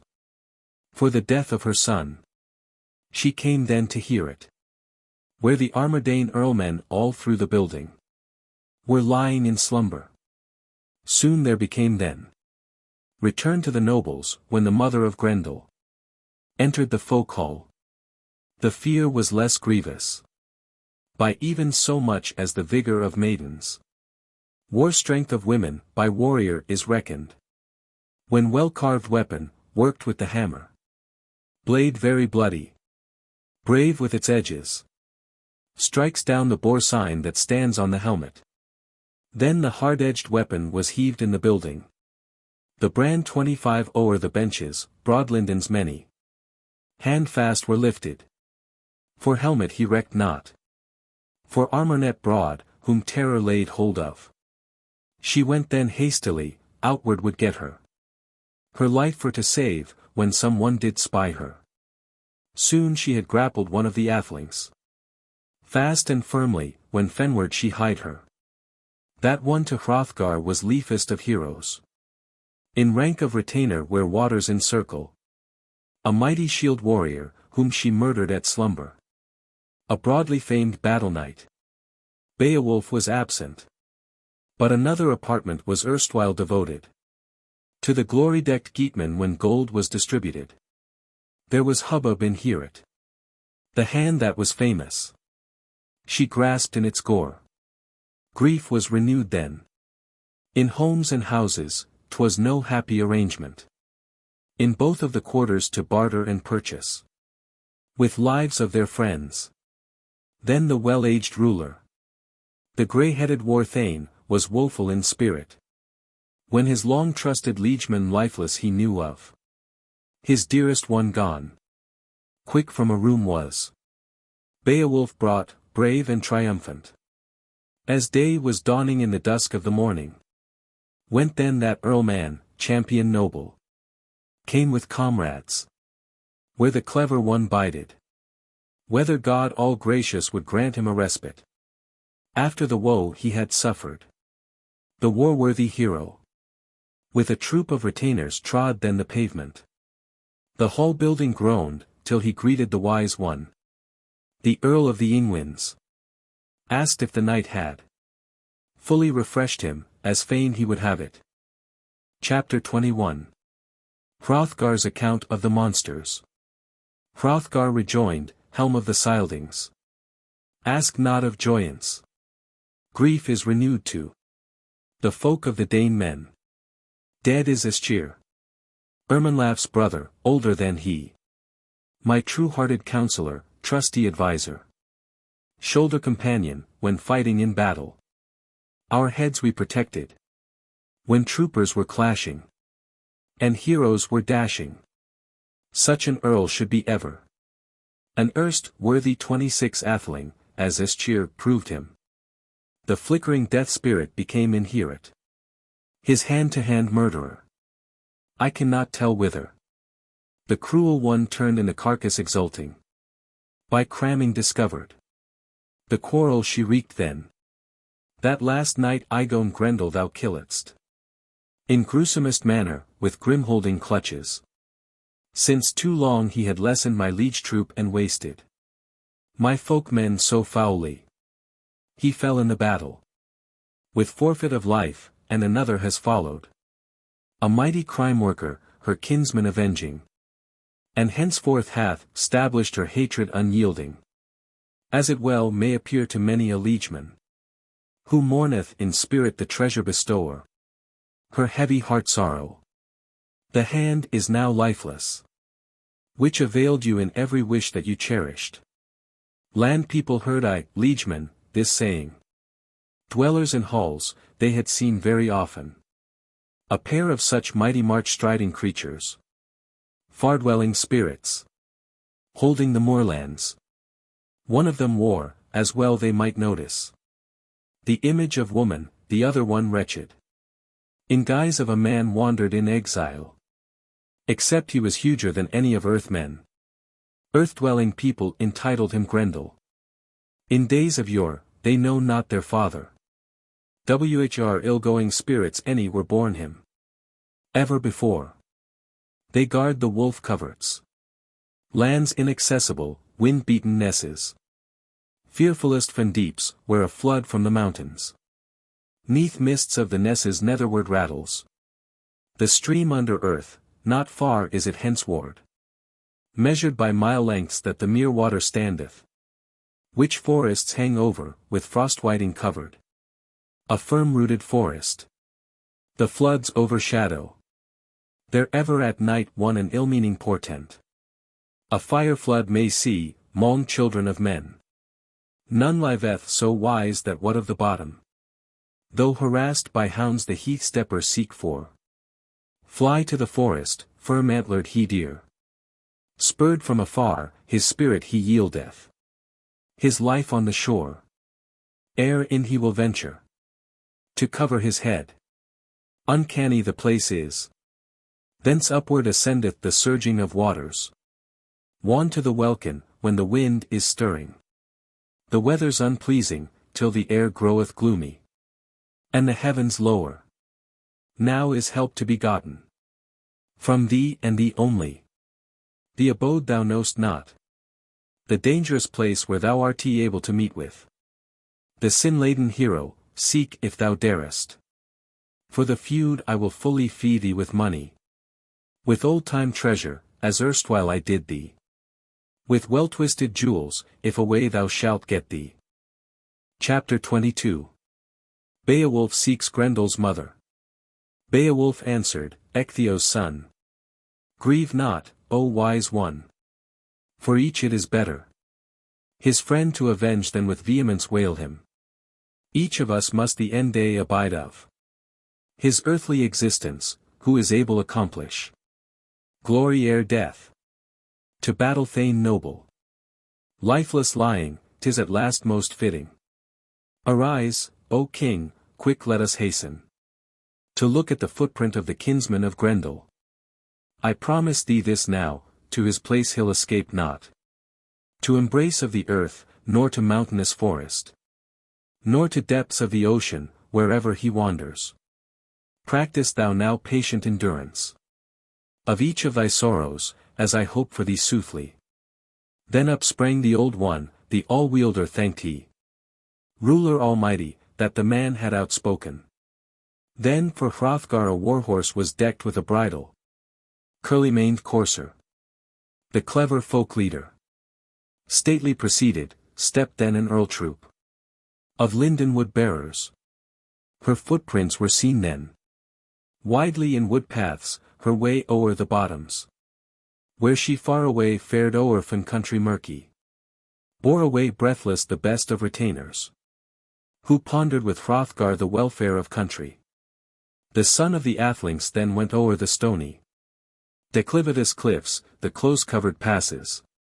Narrow passages, paths unfrequented. Nesses abrupt, knicker haunts many. One of a few of wise-mood heroes. He onward advanced to view the surroundings. Till he found unawares woods of the mountain. O'er hoarstones hanging, holtwood unjoyful. The water stood under, welling and gory. 'Twas irksome in spirit to all of the Dane men. Friends of the Scyldings, to many a liegeman. Sad to be suffered, a sorrow unlittle. To each of the earlmen. When to Eschir's head they came on the cliff. The current was seething. With blood and with gore, the troopers gazed on it. The horn anon sang the battle song ready. The troop were all seated. They saw, long the water then. Many a serpent, mere dragons wondrous. Trying the waters, knickers lying. On the cliffs of the nesses. Which at noonday full often go on the sea deeps their sorrowful journey. Wild beasts and worm kind. Away then they hastened. Hot mood, hateful, they heard the great clamor. The war trumpet winding. One did the Geat prince sunder from earth joys, with arrow from bowstring. From his sea struggle tore him, that the trusty war missile pierced to his vitals. He proved in the currents less doughty at swimming whom death had off carried. Soon in the waters the wonderful swimmer was straitened most sorely with sword-pointed boar spears, pressed in the battle and pulled to the cliff edge. The liegeman then looked on the loath-fashioned stranger. Beowulf donned then his battle equipments, cared little for life. Inlaid and most ample, the hand-woven corslet which could cover his body, must the wave deeps explore, that war might be powerless to harm the great hero. And the hating ones grasp might not peril his safety.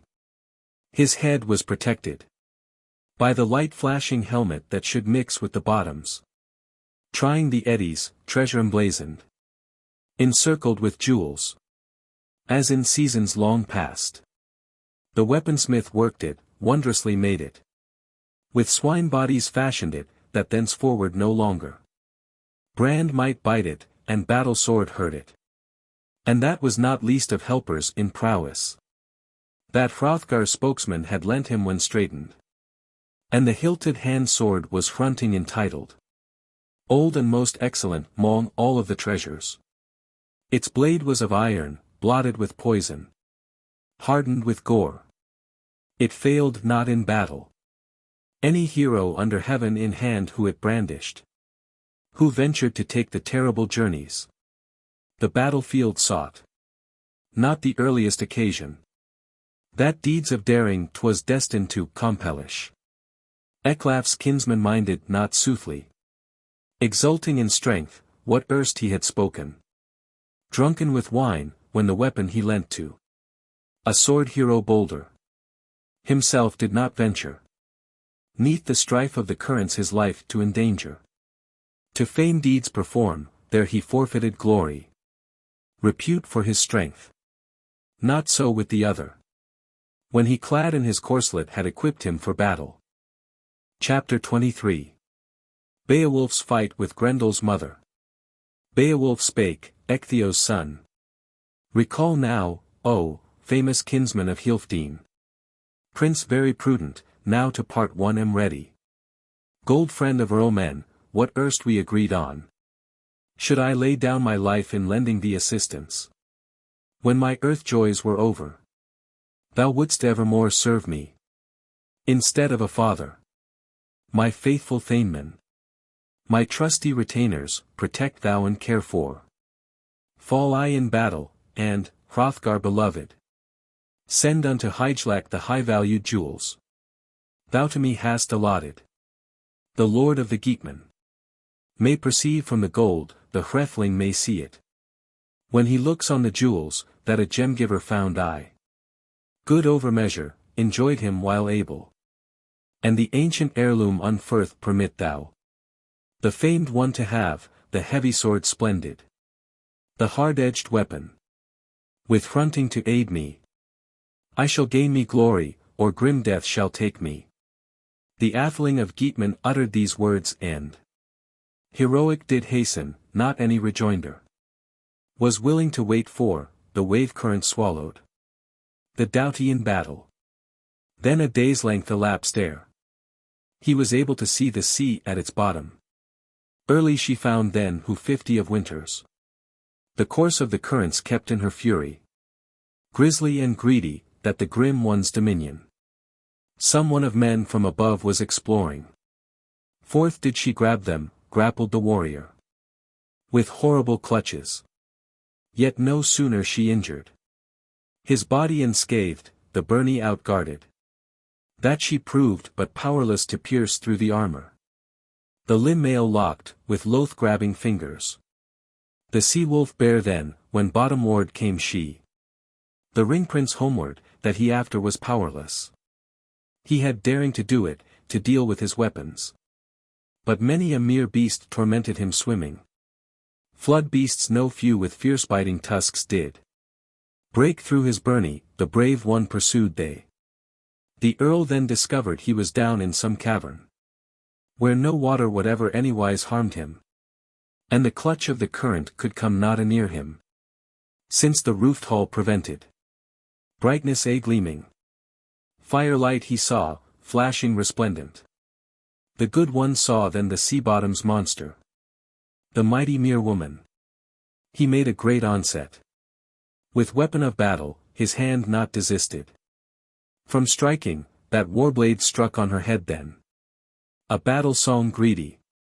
The stranger perceived then. The sword would not bite, her life would not injure. But the falchion failed the folk prince when straitened. Erst had it often onsets encountered. Oft cloven the helmet, the fated one's armor. 'Twas the first time that ever the excellent jewel had failed of its fame. Firm moved after, not heedless of valor, but mindful of glory, was Hygelac kinsman, the hero chief angry. Cast then his carved sword covered with jewels, that it lay on the earth, hard and steel-pointed. He hoped in his strength, his hand grapple sturdy. So any must act whenever he thinketh to gain him in battle glory unending, and is reckless of living. The lord of the war Geats. He shrank not from battle, seized by the shoulder. The mother of Grendel, then mighty in struggle, swung he his enemy, since his anger was kindled, that she fell to the floor. With furious grapple, she gave him requital early thereafter, and stretched out to grab him, the strongest of warriors. Faint mood stumbled, till he fell in his traces. Foot-going champion. Then she sat on the hall guest, and wielded her war-knife wide-bladed, flashing. For her son would take vengeance, her one only bairn. His breast armor woven bowed on his shoulder. It guarded his life, the entrance defended 'gainst sword point and edges. Ecgtheow's son there had fatally journeyed, champion of Geatmen. In the arms of the ocean, had the armor not given close-woven corselet, comfort and succor. And had God most holy not awarded the victory, all-knowing Lord, easily did heaven's ruler most righteous arrange it with justice. Uprose he erect ready for battle. Chapter 24. Beowulf is Double-Conqueror. Then he saw mid the war gems a weapon of victory, an ancient giant sword, of edges a doughty. Glory of warriors, of weapons 'twas choicest. Only 'twas larger than any man else was able to bear to the battle encounter. The good and splendid work of the giants. He grasped then the sword hilt, knight of the Scyldings. Bold and battle-grim, brandished his ring-sword. Hopeless of living, hotly he smote her, that the fiend-woman's neck firmly it grappled. Broke through her bone joints, the bill fully pierced her fate-cursed body, she fell to the ground then. The hand-sword was bloody. The hero exulted. The brand was brilliant, brightly it glimmered, just as from heaven gem-like shineth the torch of the firmament. He glanced long the building, and turned by the wall then, Hygelac's vassal. Raging and wrathful raised his battle-sword, strong by the handle. The edge was not useless to the hero in battle, but he speedily wished to give Grendel requital for the many assaults he had worked on the West Danes not once, but often, when he slew in slumber the subjects of Hrothgar, swallowed down 15 sleeping retainers of the folk of the Dane men, and fully as many carried away, a horrible prey. He gave him requital, grim raging champion, when he saw on his rest-place weary of conflict Grendel lying, of life joys bereaved, as the battle at Heorot erstwhile had scathed him. His body far bounded, a blow when he suffered death having seized him, sword smiting heavy, and he cut off his head then. Early this noticed. The clever carles who as comrades of Hrothgar gazed on the sea deeps, that the surging wave currents were mightily mingled. The mere flood was gory. Of the good one the grey-haired together held converse. The hoary of head, that they hoped not to see again. The atheling ever. That exulting in victory. He'd returned there to visit the distinguished folk-ruler. Then many concluded the mere wolf had killed him. The 9th hour came then.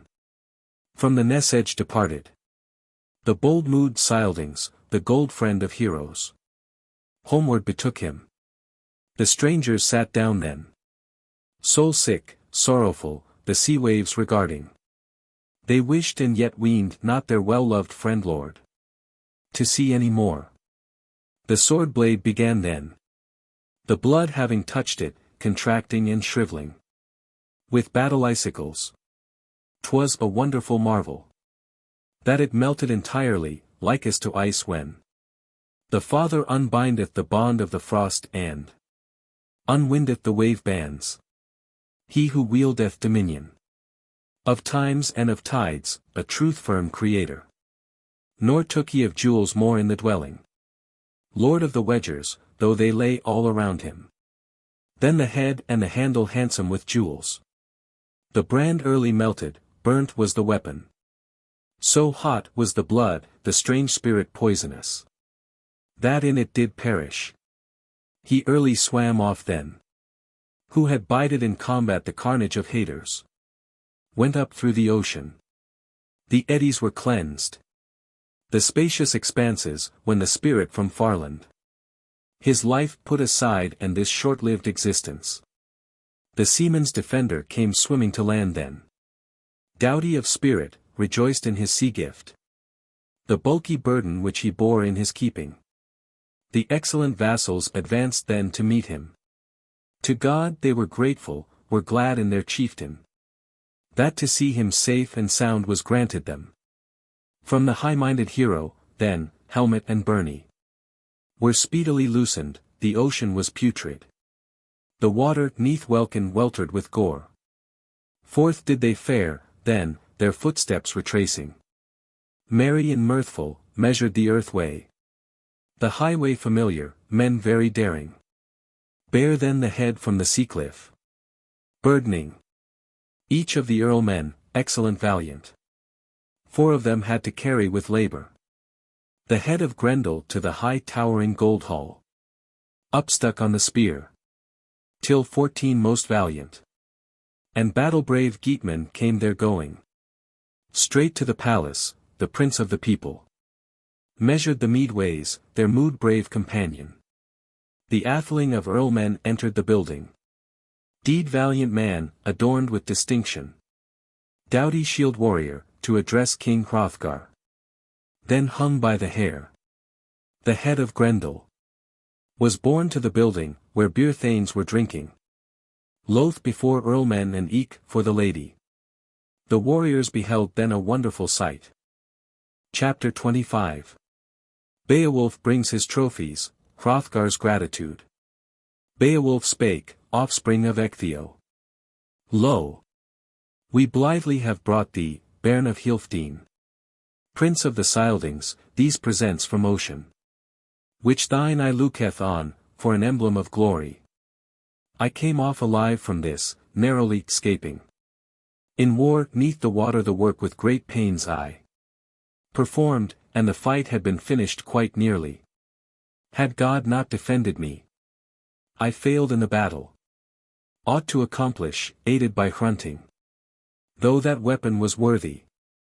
But the wielder of earth folk gave me willingly to see on the wall a heavy old hand sword hanging in splendor. He guided most often the lorn and the friendless. That I swung as a weapon. The wards of the house then I killed in the conflict, when occasion was given me. Then the battle sword burned, the brand that was lifted.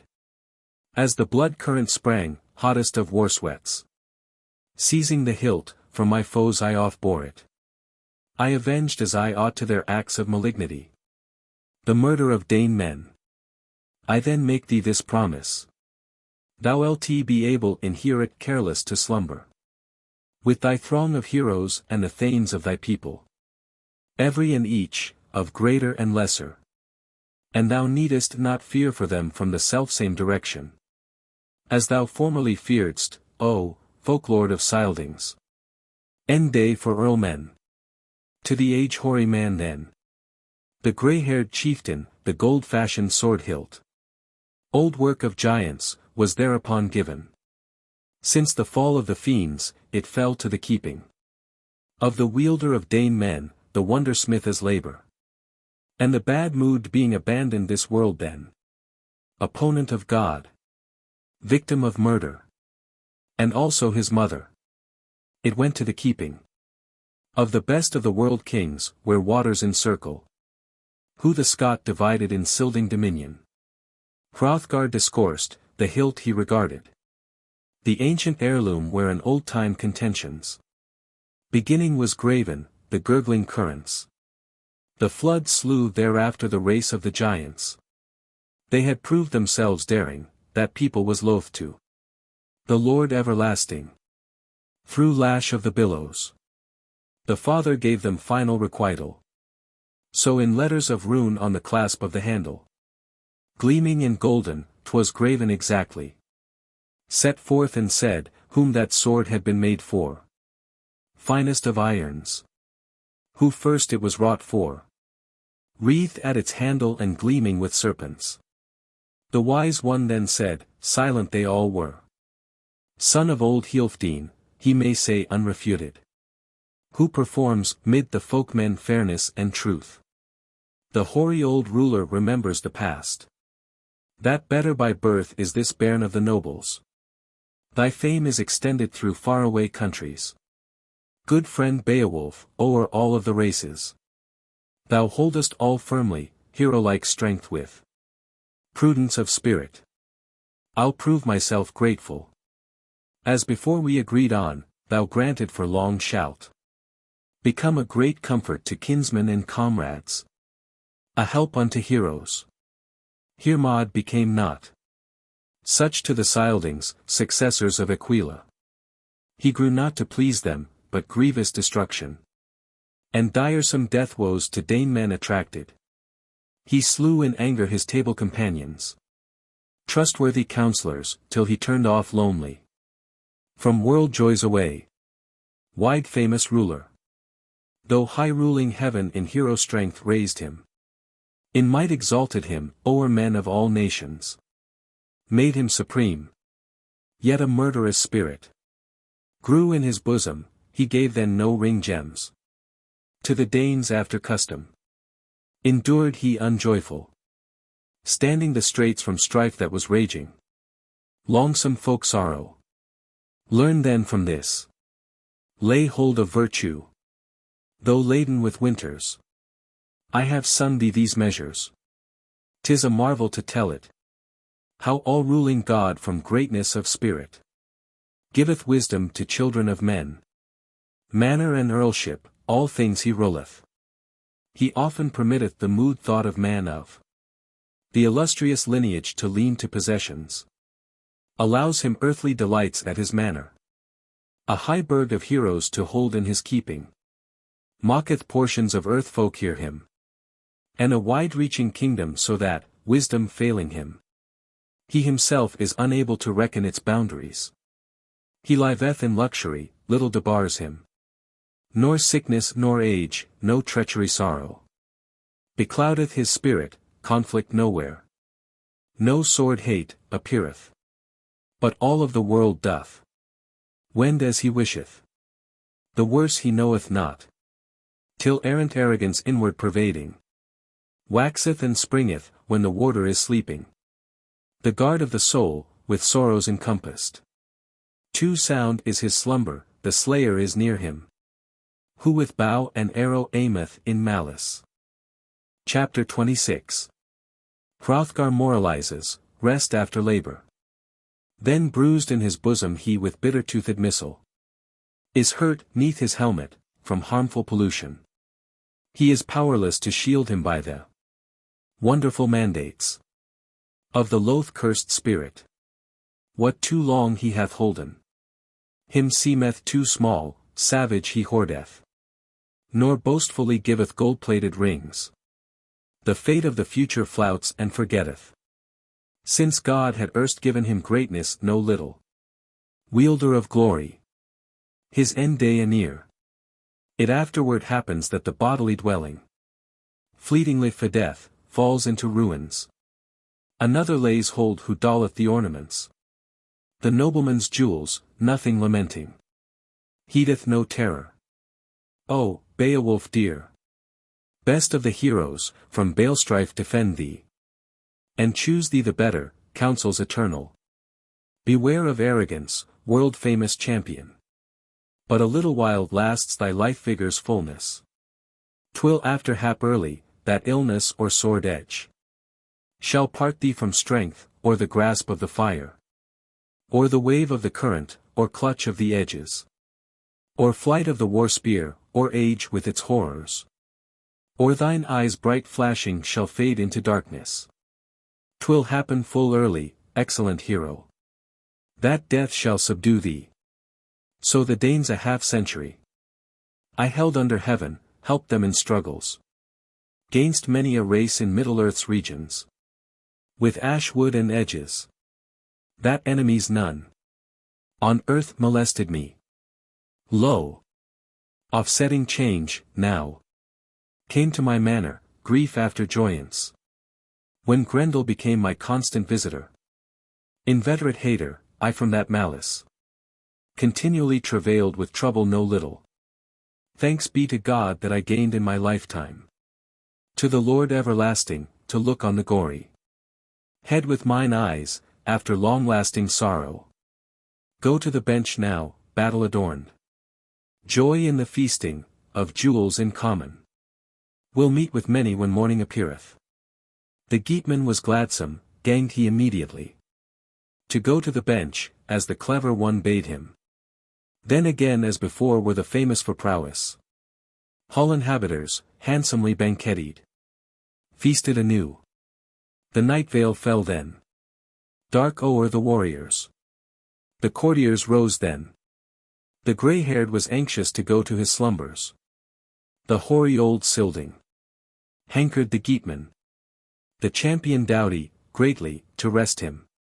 An earlman early outward did lead him, fagged from his faring, from far country springing, who for etiquette's sake all of a liegeman's needs regarded, such as seamen at that time were bounden to feel.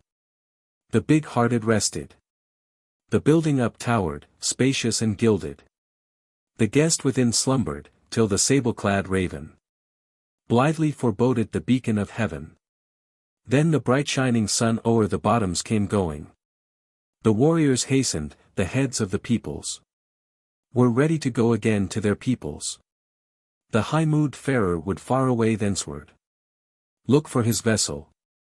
The valiant one bade then, offspring of Ecglaf, off to bear Hrunting, to take his weapon, his well-beloved iron. He him thanked for the gift, saying good he accounted the war-friend and mighty, nor chid he with words then. The blade of the brand, 'twas a brave-mood hero. When the warriors were ready, arrayed in their trappings, the atheling dear to the Dane men advanced then, on to the dais, where the other was sitting. Grim-mood hero greeted King Hrothgar. Chapter 27. Sorrow at parting. Beowulf spake, Ecgtheow's offspring. We men of the water wish to declare now. Fared from far lands, we're firmly determined to seek King Hygelac. Here have we fitly been welcomed and feasted, as heart would desire it. Good was the greeting. If greater affection I am anywise able ever on earth to gain at thy hands, ruler of heroes, then yet I have done, I shall quickly be ready for combat and conflict o'er the course of the waters. Learn I that neighbors alarm thee with terror, as haters did whilom, I hither will bring thee for help unto heroes henchmen by thousands. I know as to Hygelac, the lord of the Geatmen, Though young in years, he yet will permit me, by words and by works, ward of the people, fully to furnish thee forces and bear thee, my lance to relieve thee, if liegemen shall fail thee, and help of my hand strength. If Hrethric be treating, bairn of the king, at the court of the Geatmen, he thereat may find him friends in abundance. Far away countries he were better to seek for, who trusts in himself. Hrothgar discoursed then, making rejoinder, these words thou hast uttered. All-knowing God hath given thy spirit. Ne'er heard I an earlman thus early in life. More clever in speaking, thou art cautious of spirit. Mighty of muscle, in mouth answers prudent. I count on the hope that, happen it ever, that missile shall rob thee of Hrethel's descendant. Edge horrid battle, and illness or weapon. Deprive thee of prince, of people's protector. And life thou yet holdest, the sea Geats will never find a more fitting folklord to choose them. Gem-ward of heroes, than thou mightest prove thee, if the kingdom of kinsmen thou carest to govern. Thy mood spirit likes me the longer the better. Beowulf dear, thou hast brought it to pass that to both these peoples peace shall be common. To Geat folk and Dane men, the strife be suspended. The secret assailings they suffered in your days. And also that jewels be shared while I govern the wide-stretching kingdom, and that many shall visit. Others o'er the ocean with excellent gift gems. The ring-adorned bark shall bring o'er the currents presents and love gifts. This people I know, toward foeman and friend firmly established, after ancient etiquette everywise blameless. Then the warden of earlmen gave him still farther, kinsman of Healfdene, a dozen of jewels. Bade him safely seek with the presents his well-beloved people, early returning. Then the noble-born king kissed the distinguished, dear-loved liegeman, the Dane prince saluted him, and clasped his neck. Tears from him fell. From the grey-headed man, he two things expected. Aged and reverend, but rather the second. That bold in council they'd meet thereafter. The man was so dear that he failed to suppress the emotions that moved him, but in mood fetters fastened. The long-famous hero longeth in secret, deep in his spirit for the dear beloved man, though not a blood kinsman. Beowulf thenceward, gold-splendid warrior, walked o'er the meadows, exulting in treasure, the sea-going vessel, riding at anchor awaited its owner. As they pressed on their way then, the present of Hrothgar was frequently referred to, a folk king indeed that, every way blameless, till age did debar him the joys of his might, which hath many oft injured. Chapter 28. The homeward journey, the two queens. Then the band of very valiant retainers came to the current, they were clad all in armor, in link-woven benies. The landwarder noticed the return of the earlmen, as he erstwhile had seen them. Nowise with insult he greeted the strangers from the nays 27 of the cliff, but rode on to meet them. Said the bright-armored visitors vessel-ward travelled. Welcome to Wedgers. The wide-bosomed craft then lay on the sand, laden with armor, with horses and jewels, the ring-stemmed sailor. The mast up-towered o'er the treasure of Hrothgar. To the boat-ward a gold-bound brand he presented, that he was afterwards honoured on the ale-bench more highly. As the heirloom's owner, set he out on his vessel, to drive on the deep, Dane country left he. Along by the mast then a sea-garment fluttered, a rope-fastened sail. The sea-boat resounded. The wind o'er the waters the wave-floater nowise kept from its journey. The sea-goer travelled. The foamy-necked floated forth o'er the currents. The well-fashioned vessel o'er the ways of the ocean, till they came within sight of the cliffs of the Geatmen, the well-known headlands. The wave-goer hastened, driven by breezes, stood on the shore. Prompt at the ocean, the port ward was ready. Who long in the past outlooked in the distance. At water's edge waiting well-loved heroes. He bound to the bank then the broad-bosomed vessel.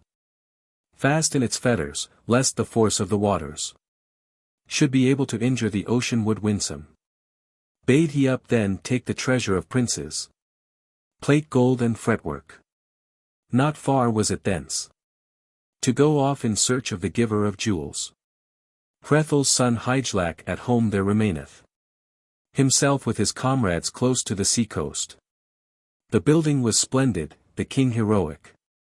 Great in his hall, Hygd very young was. Fine mood, clever. Though few were the winters. That the daughter of Heorot had dwelt in the borough. But she nowise was cringing nor niggard of presents. Of ornaments rare, to the race of the Geatmen. Thritho nursed anger, excellent folk queen. Hot burning hatred, no hero whatever. Long household companions. Her husband excepted. Dared to adventure to look at the woman. With eyes in the daytime. But he knew that death chains. Hand-wreath were wrought him, early thereafter. When the hand-strife was over, edges were ready. That fierce raging sword-point had to force a decision. Murder bale show. Such no womanly custom. For a lady to practice, though lovely her person. That a weaver of peace, on pretence of anger. A beloved liegeman of life should deprive. Soothly this hindered Hemming's kinsman. Other ale-drinking earlmen asserted. That fearful folk sorrows fewer she wrought them. Treacherous doings, since first she was given. Adorned with gold to the war hero youthful. For her origin honored, when Offa's great palace. O'er the fallow flood by her father's instructions. She sought on her journey, where she afterwards fully. Famed for her virtue. Her fate on the king's seat. Enjoyed in her lifetime, love did she hold with. The ruler of heroes, the best, it is told me. Of all of the earth men that oceans encompass.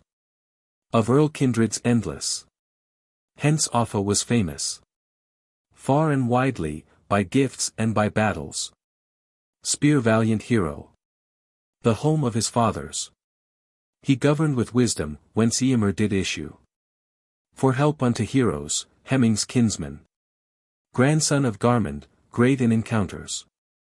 Chapter 29. Beowulf and Hygelac. Then the brave one departed, his band along with him. Seeking the seashore, the sea marches treading.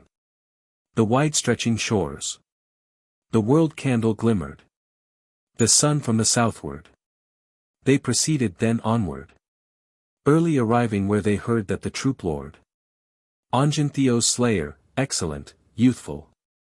Folk prince and warrior was distributing jewels. Clothes in his castle. The coming of Beowulf. Was announced in a message quickly to Hygelac. That the folk troops defender forth to the palace. The linden companion alive was advancing. Secure from the combat court ward a-going. The building was early inward made ready. For the foot-going guests as the good one had ordered. He sat by the man then who had lived through the struggle. Kinsman by kinsman, when the king of the people. Had in lordly language saluted the dear one. In words that were formal. The daughter of Heorot. Coursed through the building, carrying mead cups. She loved the retainers, tendered the beakers. To the high-minded Geatman.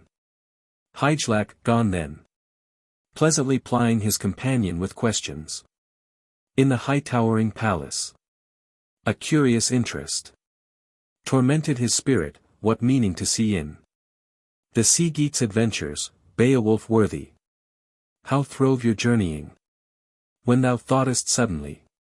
Far o'er the salt streams to seek an encounter. A battle at Heorot. Hast bettered for Hrothgar.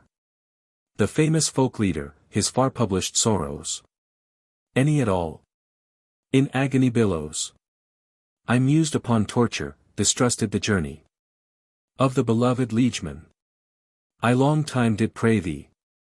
By no means to seek out the murderous spirit. To suffer the South Danes themselves to decide on. Grappling with Grendel. To God I am thankful. To be suffered to see thee safe from thy journey. Beowulf answered, Bairn of old Ecthio. 'Tis hidden by no means, Hygelac chieftain. From many of men, the meeting so famous. What mournful moments of me and of Grendel were passed in the place where he pressing affliction. On the victory Scyldings scathfully brought. Anguish forever. That all I avenged. So that any under heaven of the kinsmen of Grendel needeth not boast of that cry in the morning. Who longest liveth of the loath-going kindred. Encompassed by moorland. I came in my journey to the royal ring-hall, Hrothgar to greet there. Soon did the famous scion of Healfdene, when he understood fully the spirit that led me, assign me a seat with the son of his bosom. The troop was in joyance, mead glee greater. 'Neath arch of the ether not ever beheld I Mead-Hall building holders. The highly famed queen, peace-tie of peoples, oft passed through the building. Cheered the young troopers, she oft tendered a hero a beautiful ring-band, ere she went to her sitting. Oft the daughter of Hrothgar in view of the courtiers. To the earls at the end the ale-vessel carried. Whom freeware I heard then hall-sitter's title. When nail-adorned jewels she gave to the heroes. Gold-bedecked, youthful, to the glad son of Froda. Her faith has been plighted. The friend of the Scyldings, the guard of the kingdom, hath given his sanction. And counts it a vantage, for a part of the quarrels. A portion of hatred, to pay with the woman. Somewhere not rarely, when the ruler has fallen. The life-taking lance relaxeth its fury. For a brief breathing spell, though the bride be charming. Chapter 30. Beowulf narrates his adventures to Hygelac. It well may discomfit the prince of the Heathobards. And each of the thanemen of earls that attend him. When he goes to the building escorting the woman. That a noble-born Daneman the knights should be feasting. There gleam on his person the leavings of elders. Hard and ring-bright. Heathobards' treasure. While they wielded their arms, till they misled to the battle their own dear lives and beloved companions. He saith at the banquet who the caller beholdeth. An ancient ash warrior who earlman's destruction clearly recalleth, cruel his spirit. Sadly beginneth sounding the youthful Thane champion's spirit through the thoughts of his bosom. War grief to waken, and this word answer speaketh. Art thou able, my friend, to know when thou sayest it? The brand which thy father bare to the conflict. In his latest adventure, 'neath visor of helmet. The dearly loved iron, where Dane men did slay him. And brave mood Scyldings, on the fall of the heroes. When vengeance was sleeping, the slaughter-place wielded. E'en now some man of the murderer's progeny, exulting in ornaments enters the building. Boasts of his blood shedding. Off beareth the jewel, which thou shouldst wholly hold in possession. So he urgeth and mindeth on every occasion. With woe-bringing words, till waxeth the season. When the woman's thane for the works of his father. The bill having bitten. Blood-gory sleepeth. Fated to perish. The other one thenceward. Scaped alive, the land knoweth thoroughly. Then the oaths of the earlmen on each side are broken. When rancors unresting are raging in Ingeld. And his wife love waxeth less warm after sorrow. So the Heathobards favour not faithful I reckon. Their part in the treaty not true to the Dane men. Their friendship not fast. I further shall tell thee more about Grendel, that thou fully mayst hear. Ornament giver, what afterward came from the hand-rush of heroes. When heaven's bright jewel o'er earth fields had glided, the stranger came raging. The horrible night fiend, us for to visit. Where wholly unharmed the hall we were guarding. To Honsio happened a hopeless contention. Death to the doomed one, dead he fell foremost. girded war champion. To him Grendel became then. To the vassal distinguished, a tooth-weaponed murderer. The well-beloved henchman's body all swallowed. Not the earlier off empty of hand did. The bloody-toothed murderer, mindful of evils, wished to escape from the gold-giver's palace. But sturdy of strength he strove to outdo me. Hand ready grappled. A glove was suspended. Spacious and wondrous, in art fetters fastened. Which was fashioned entirely by touch of the craftsman. From the dragon's skin by the devil's devices. He down in its depths would do me unsadly. One among many, deed-doer raging. Though sinless he saw me. Not so could it happen. When I in my anger upright did stand. 'Tis too long to recount how requital I furnished. For every evil to the earlman's destroyer. 'Twas there, my prince, that I proudly distinguished thy land with my labors. He left and retreated. He lived his life a little while longer. Yet his right hand guarded his footstep in Heorot. And sad mood thence to the sea bottom fell he. Mournful in mind. For the might rush of battle. The friend of the Scyldings, with gold that was plated. With ornaments many, much requited me. When daylight had dawned. And down to the banquet. We had sat us together.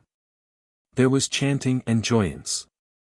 The age-stricken Scylding asked many questions. And of old times related, oft light-ringing harp strings. Joy-telling were touched by the brave one. Now he uttered measures, mourning and truthful. Then the large-hearted land king a legend of wonder. Truthfully told us. Now troubled with years.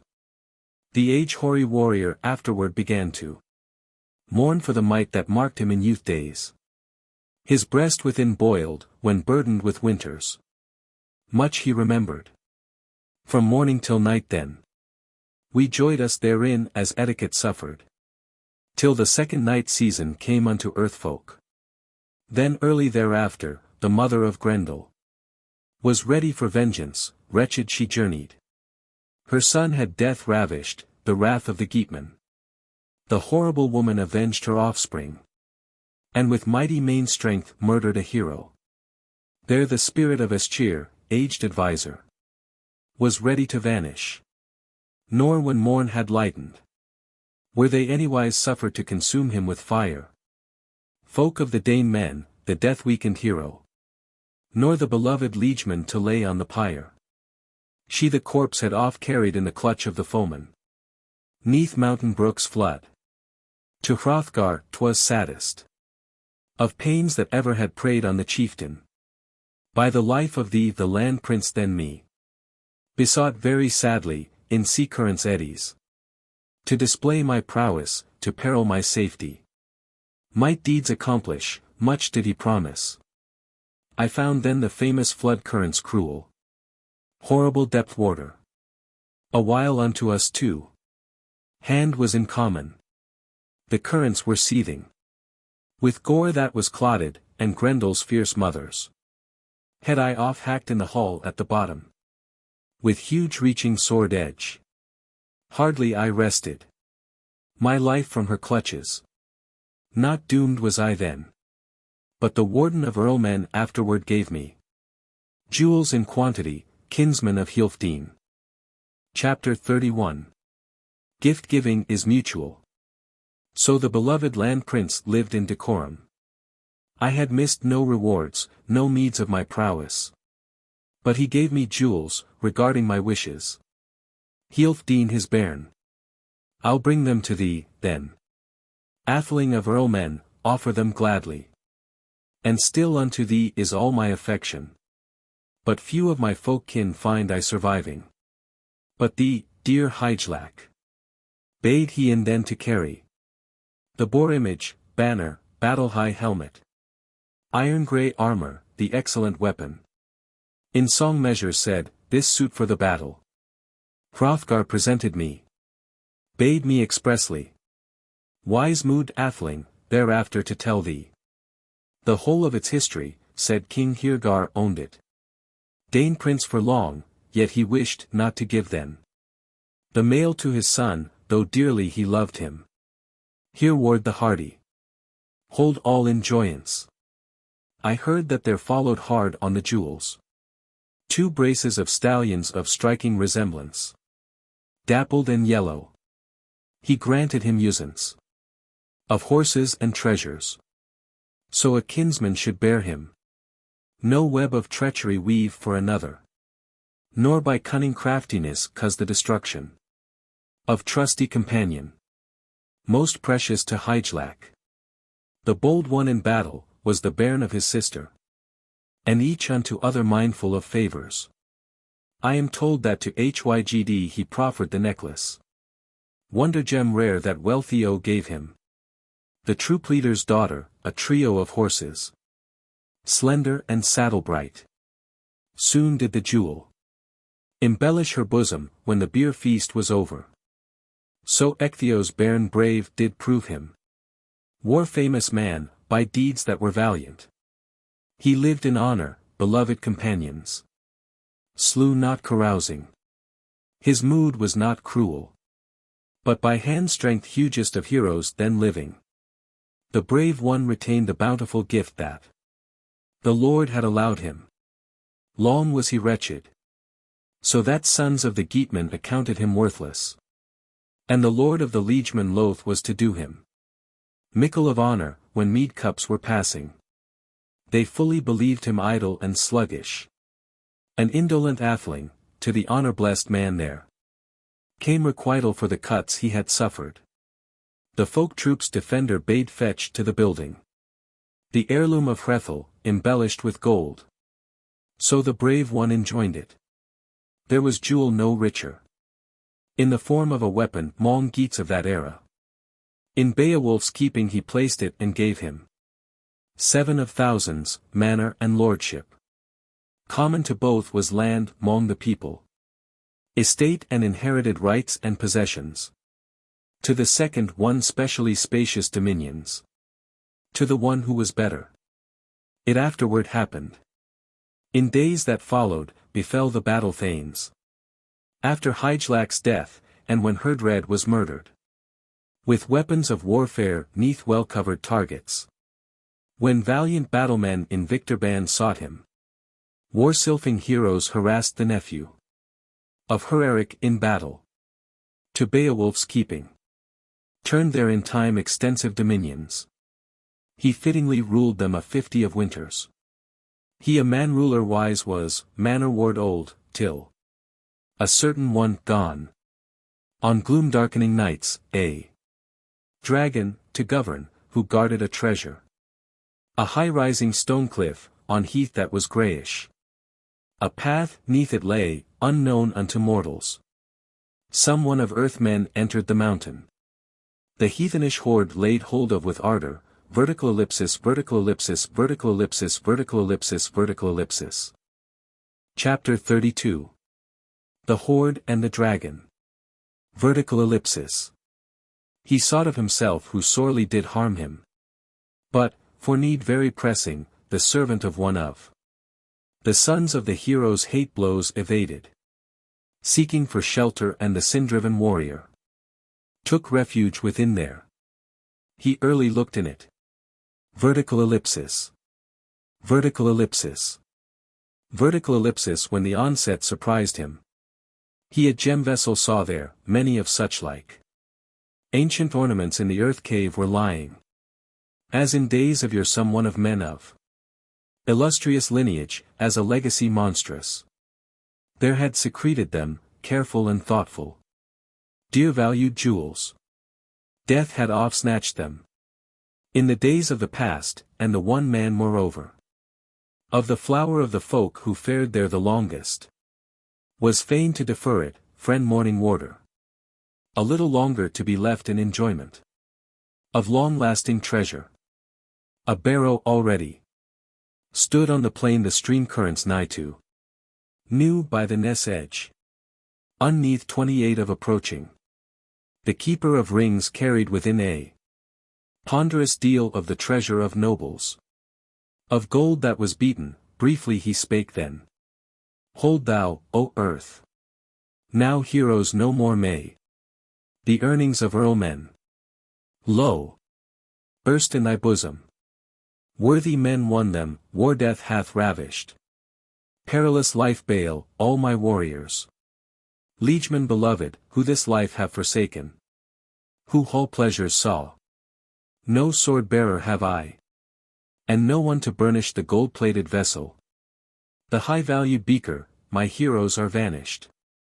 The hardy helmet behung with gilding shall be reaved of its riches, the ring-cleansers slumber. Who were charged to have ready visors for battle. And the byrnie that bided in battle encounter. O'er breaking of war-shields the bite of the edges. Molds with the hero. The ring-twisted armor. Its lord being lifeless, no longer may journey. Hanging by heroes. Heart joy is vanished. The rapture of Glee wood, no excellent falcon. Swoops through the building, no swift-footed charger. Grindeth the gravel. A grievous destruction. No few of the world folk widely hath scattered. So, woeful of spirit one after all. Lamented mournfully, moaning in sadness. By day and by night, till death with its billows dashed on his spirit. Then the ancient dusk scather found the great treasure standing all open. He who flaming and fiery flies to the barrows. Naked war-dragon, nightly escapeth. Encompassed with fire. Men under heaven widely beheld him.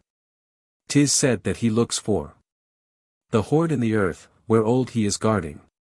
The heathenish treasure, he'll be nowise the better. So 300 winters the waster of peoples held upon earth that excellent hoard hall. Till the forementioned earlman angered him bitterly. The beat-plated beaker he bare to his chieftain. And fullest remission for all his remissness begged of his liege lord. Then the hoard was discovered. The treasure was taken, his petition was granted. The lorn-mood liegeman his lord regarded. The old work of earth folk, 'twas the earliest occasion. When the dragon awoke, the strife was renewed there. He snuffed long the stone then, stout-hearted found he. The footprint of foeman.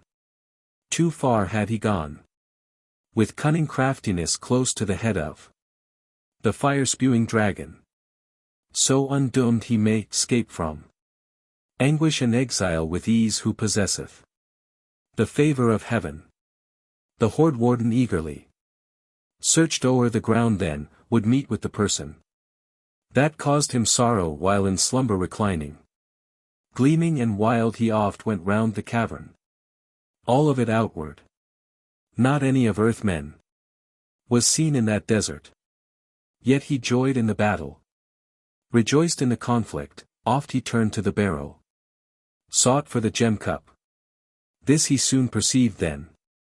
That some man or other had discovered the gold. The famous folk treasure. Not fain did the hoard ward wait until evening. Then the ward of the barrow was angry in spirit, the loathed one wished to pay for the dear-valued drink cup with fire. Then the day was done as the dragon would have it. He no longer would wait on the wall, but departed. Fire-impelled, flaming. Fearful the start was. To earls in the land, as it early thereafter. To their giver of gold was grievously ended. Chapter 33. Brave though aged, reminiscences. The stranger began then to vomit forth fire. To burn the great manor. The blaze then glimmered. For anguish to earlmen, not anything living. Was the hateful airgoer willing to leave there. The war of the worm widely was noticed. The feud of the foemen afar and anear. How the enemy injured the earls of the Geatmen.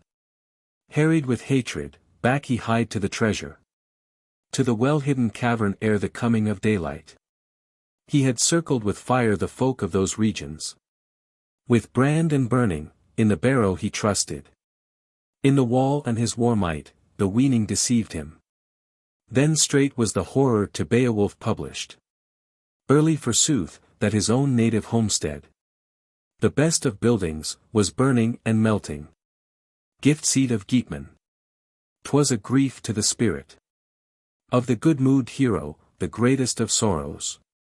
The wise one weened then that wielding his kingdom 'gainst the ancient commandments, he had bitterly angered the Lord everlasting, with lorn meditations. His bosom welled inward, as was nowise his custom.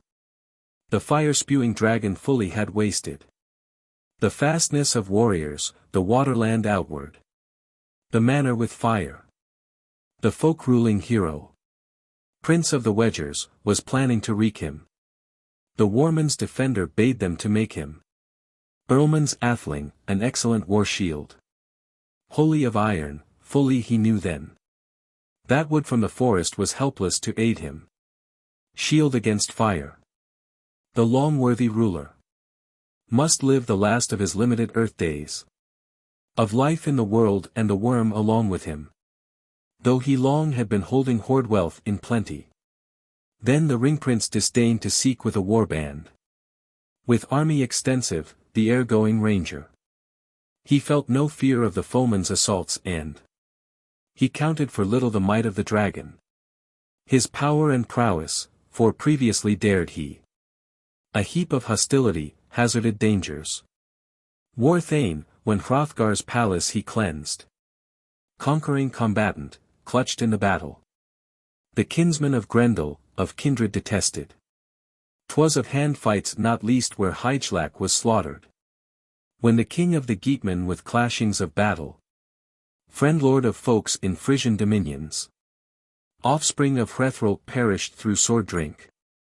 With battle swords beaten. Thence Beowulf came then. On self-help relying, swam through the waters.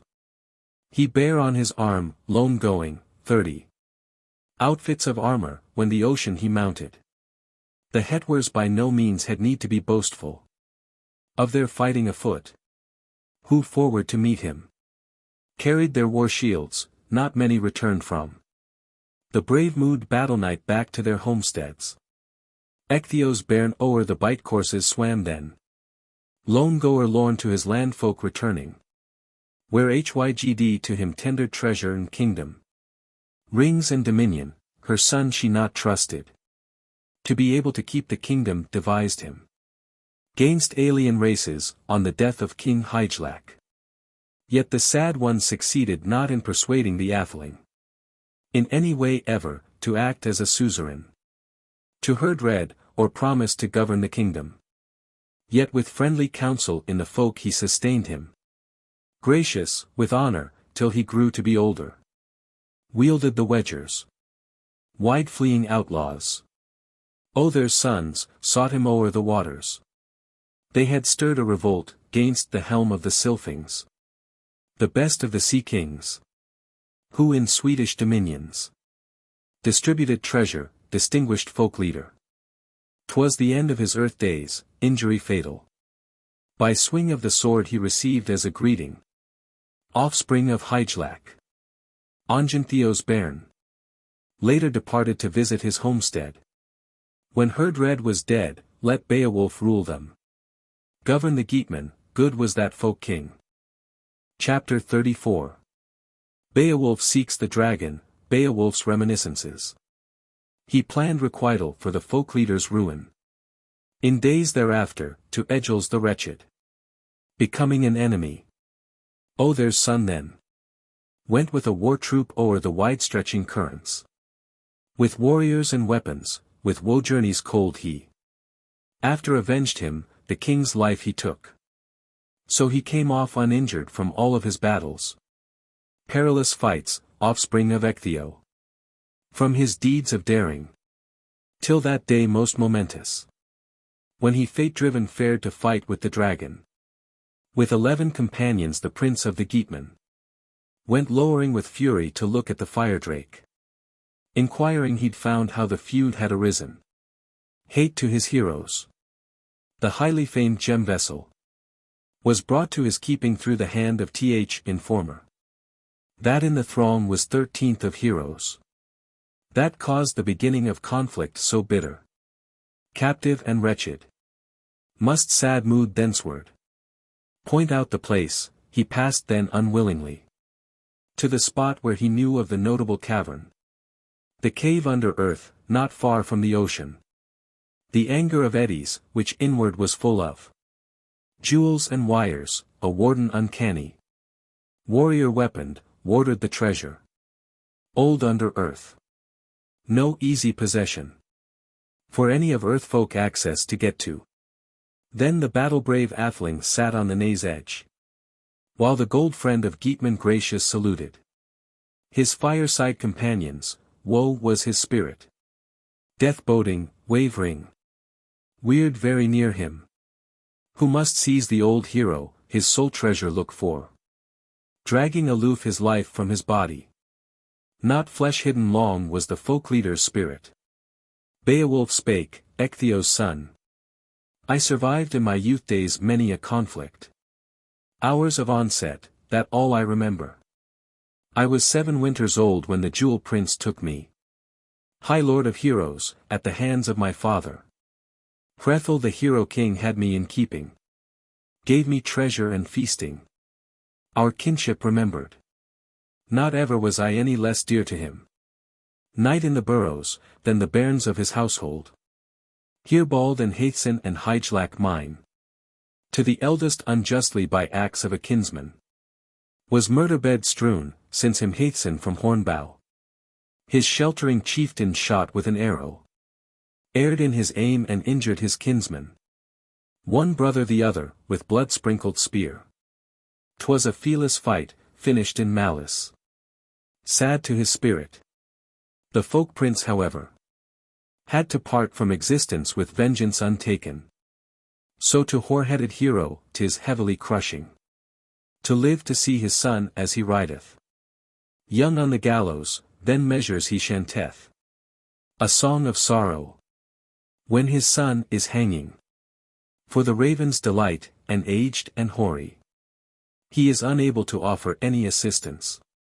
Every morning his offspring's departure is constant recalled, he cares not to wait for the birth of an heir in his burrow enclosures.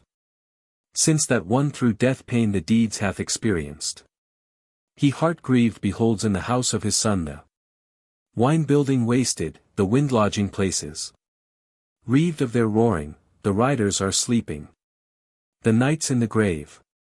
There's no sound of the harp wood. Joy in the yards, as of yore were familiar. Chapter 35. Reminiscences, continued, Beowulf's last battle. He seeks then his chamber, singeth a woe song. One for the other, all too extensive. Seemed homesteads and plains. So the helm of the wedgers, mindful of Heorot heart sorrow carried, stirred with emotion, nowise was able to wreak his ruin on the ruthless destroyer. He was unable to follow the warrior with hatred, with deeds that were direful, though dear he not held him. Then pressed by the pang this pain occasioned him, he gave up Glee, godlight elected. He left to his sons, as the man that is rich does, his land and fortress, when from life he departed. Then was crime and hostility twixt Swedes and Geatmen. O'er wide-stretching water warring was mutual. Burdensome hatred, when Hrethel had perished, and Ongentheow's offspring were active and valiant. Wished not to hold to peace over sea, but round Hriosnabir often accomplished cruelest massacre. This my kinsman avenged. The feud and fury, as 'tis found on inquiry. Though one of them paid it with forfeit of life joys, with price that was hard, the struggle became then fatal to Hnaef, lord of the Geatmen. Then I heard that at morning one brother the other with edges of irons egged on to murder. Where Ongentheow mocketh onset on Eofor, the helmet crashed, the hoary-haired Sylphing sword-smitten fell, his hand then remembered. Feud hate sufficient, refused not the death blow. The gems that he gave me, with jewel-bright sword I quite in contest, as occasion was offered.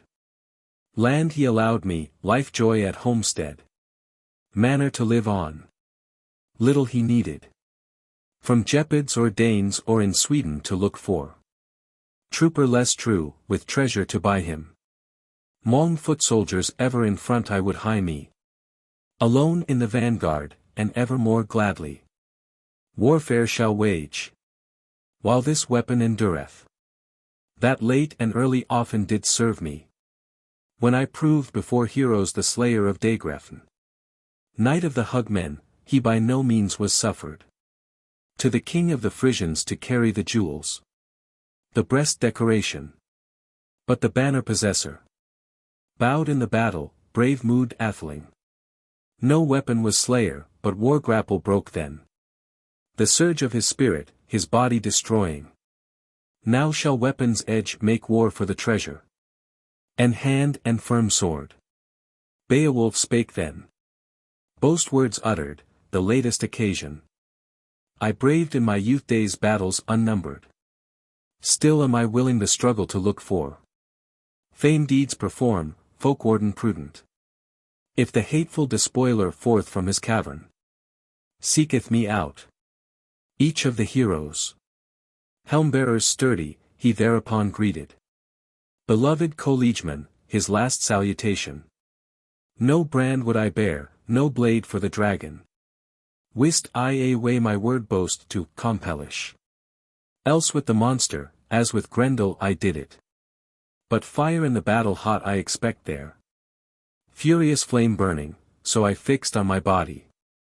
Target and war mail. The ward of the barrow. I'll not flee from a foot length, the foeman uncanny. At the wall, 'twill befall us as fate decreeth. Each one's creator. I am eager in spirit. With the winged war hero to away with all boasting. Bide on the barrow with beneath protected. Earls in armor, which of us two may better bear his disaster, when the battle is over? 'Tis no matter of yours, and man cannot do it. But me and me only, to measure his strength with. The monster of malice, might deeds to compelish. I with prowess shall gain the gold, or the battle. Direful death woe will drag off your ruler. The mighty champion rose by his shield then. Brave under helmet, in battle mail went he. 'Neath steep rising stone cliffs. The strength he relied on.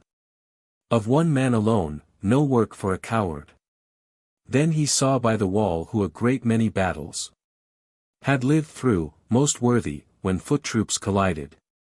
Stone arches standing, stout-hearted champion. Saw a brook from the barrow bubbling out thenceward. The flood of the fountain was fuming with war flame. Not nigh to the horde, for season the briefest. Could he brave, without burning, the abyss that was yawning? The drake was so fiery. The prince of the wedgers caused then that words came from his bosom. So fierce was his fury. The firm-hearted shouted. His battle-clear voice came in resounding. 'Neath the grey-colored stone. Stirred was his hatred. The horde ward distinguished the speech of a man. Time was no longer to look out for friendship. The breath of the monster issued forth first. Vapory war sweat, out of the stone cave. The earth re-echoed. The earl, 'neath the barrow, lifted his shield, lord of the Geatmen. Toardi the terrible stranger, the ring-twisted creatures. Heart was then ready to seek for a struggle. The excellent battle-king first brandished his weapon. The ancient heirloom, of edges unblunted. To the death-planners twain was terror from other. The lord of the troopers intrepidly stood then. Gainst his high-rising shield, when the dragon coiled him. Quickly together, in corslet he bided. He went then in blazes, bended and striding. Hasting him forward. His life and body. The targe well protected, for time period shorter. Then wish demanded for the well-renowned leader. Where he then for the first day was forced to be victor. Famous in battle, as fate had not willed it. The lord of the Geatmen uplifted his hand then. Smiting the fire drake with sword that was precious. That bright on the bone the blade edge did weaken. bit more feebly than his folk leader needed. Burdened with bale griefs. Then the barrow protector. When the sword blow had fallen, was fierce in his spirit. Flinging his fires. Flamings of battle. Gleamed then afar, the gold friend of wedgers. Boasted no conquests, his battle sword failed him. Naked in conflict, as by no means it ought to. Long trusty weapon. 'Twas no slight undertaking. That Ecgtheow's famous offspring would leave. The Drake cavern's bottom. He must live in some region. Other than this, by the will of the dragon. As each one of earth-men existence must forfeit. 'Twas early thereafter the excellent warriors met with each other. Anew and afresh. The horde-ward took heart, gasps heaved then his bosom. Sorrow he suffered encircled with fire. Who the people erst governed. His companions by no means. Were banded about him, bairns of the princes. With valorous spirit, but they sped to the forest. Seeking for safety. The soul deeps of one were. Ruffled by care, kin-love can never. Aught in him waver who well doth consider.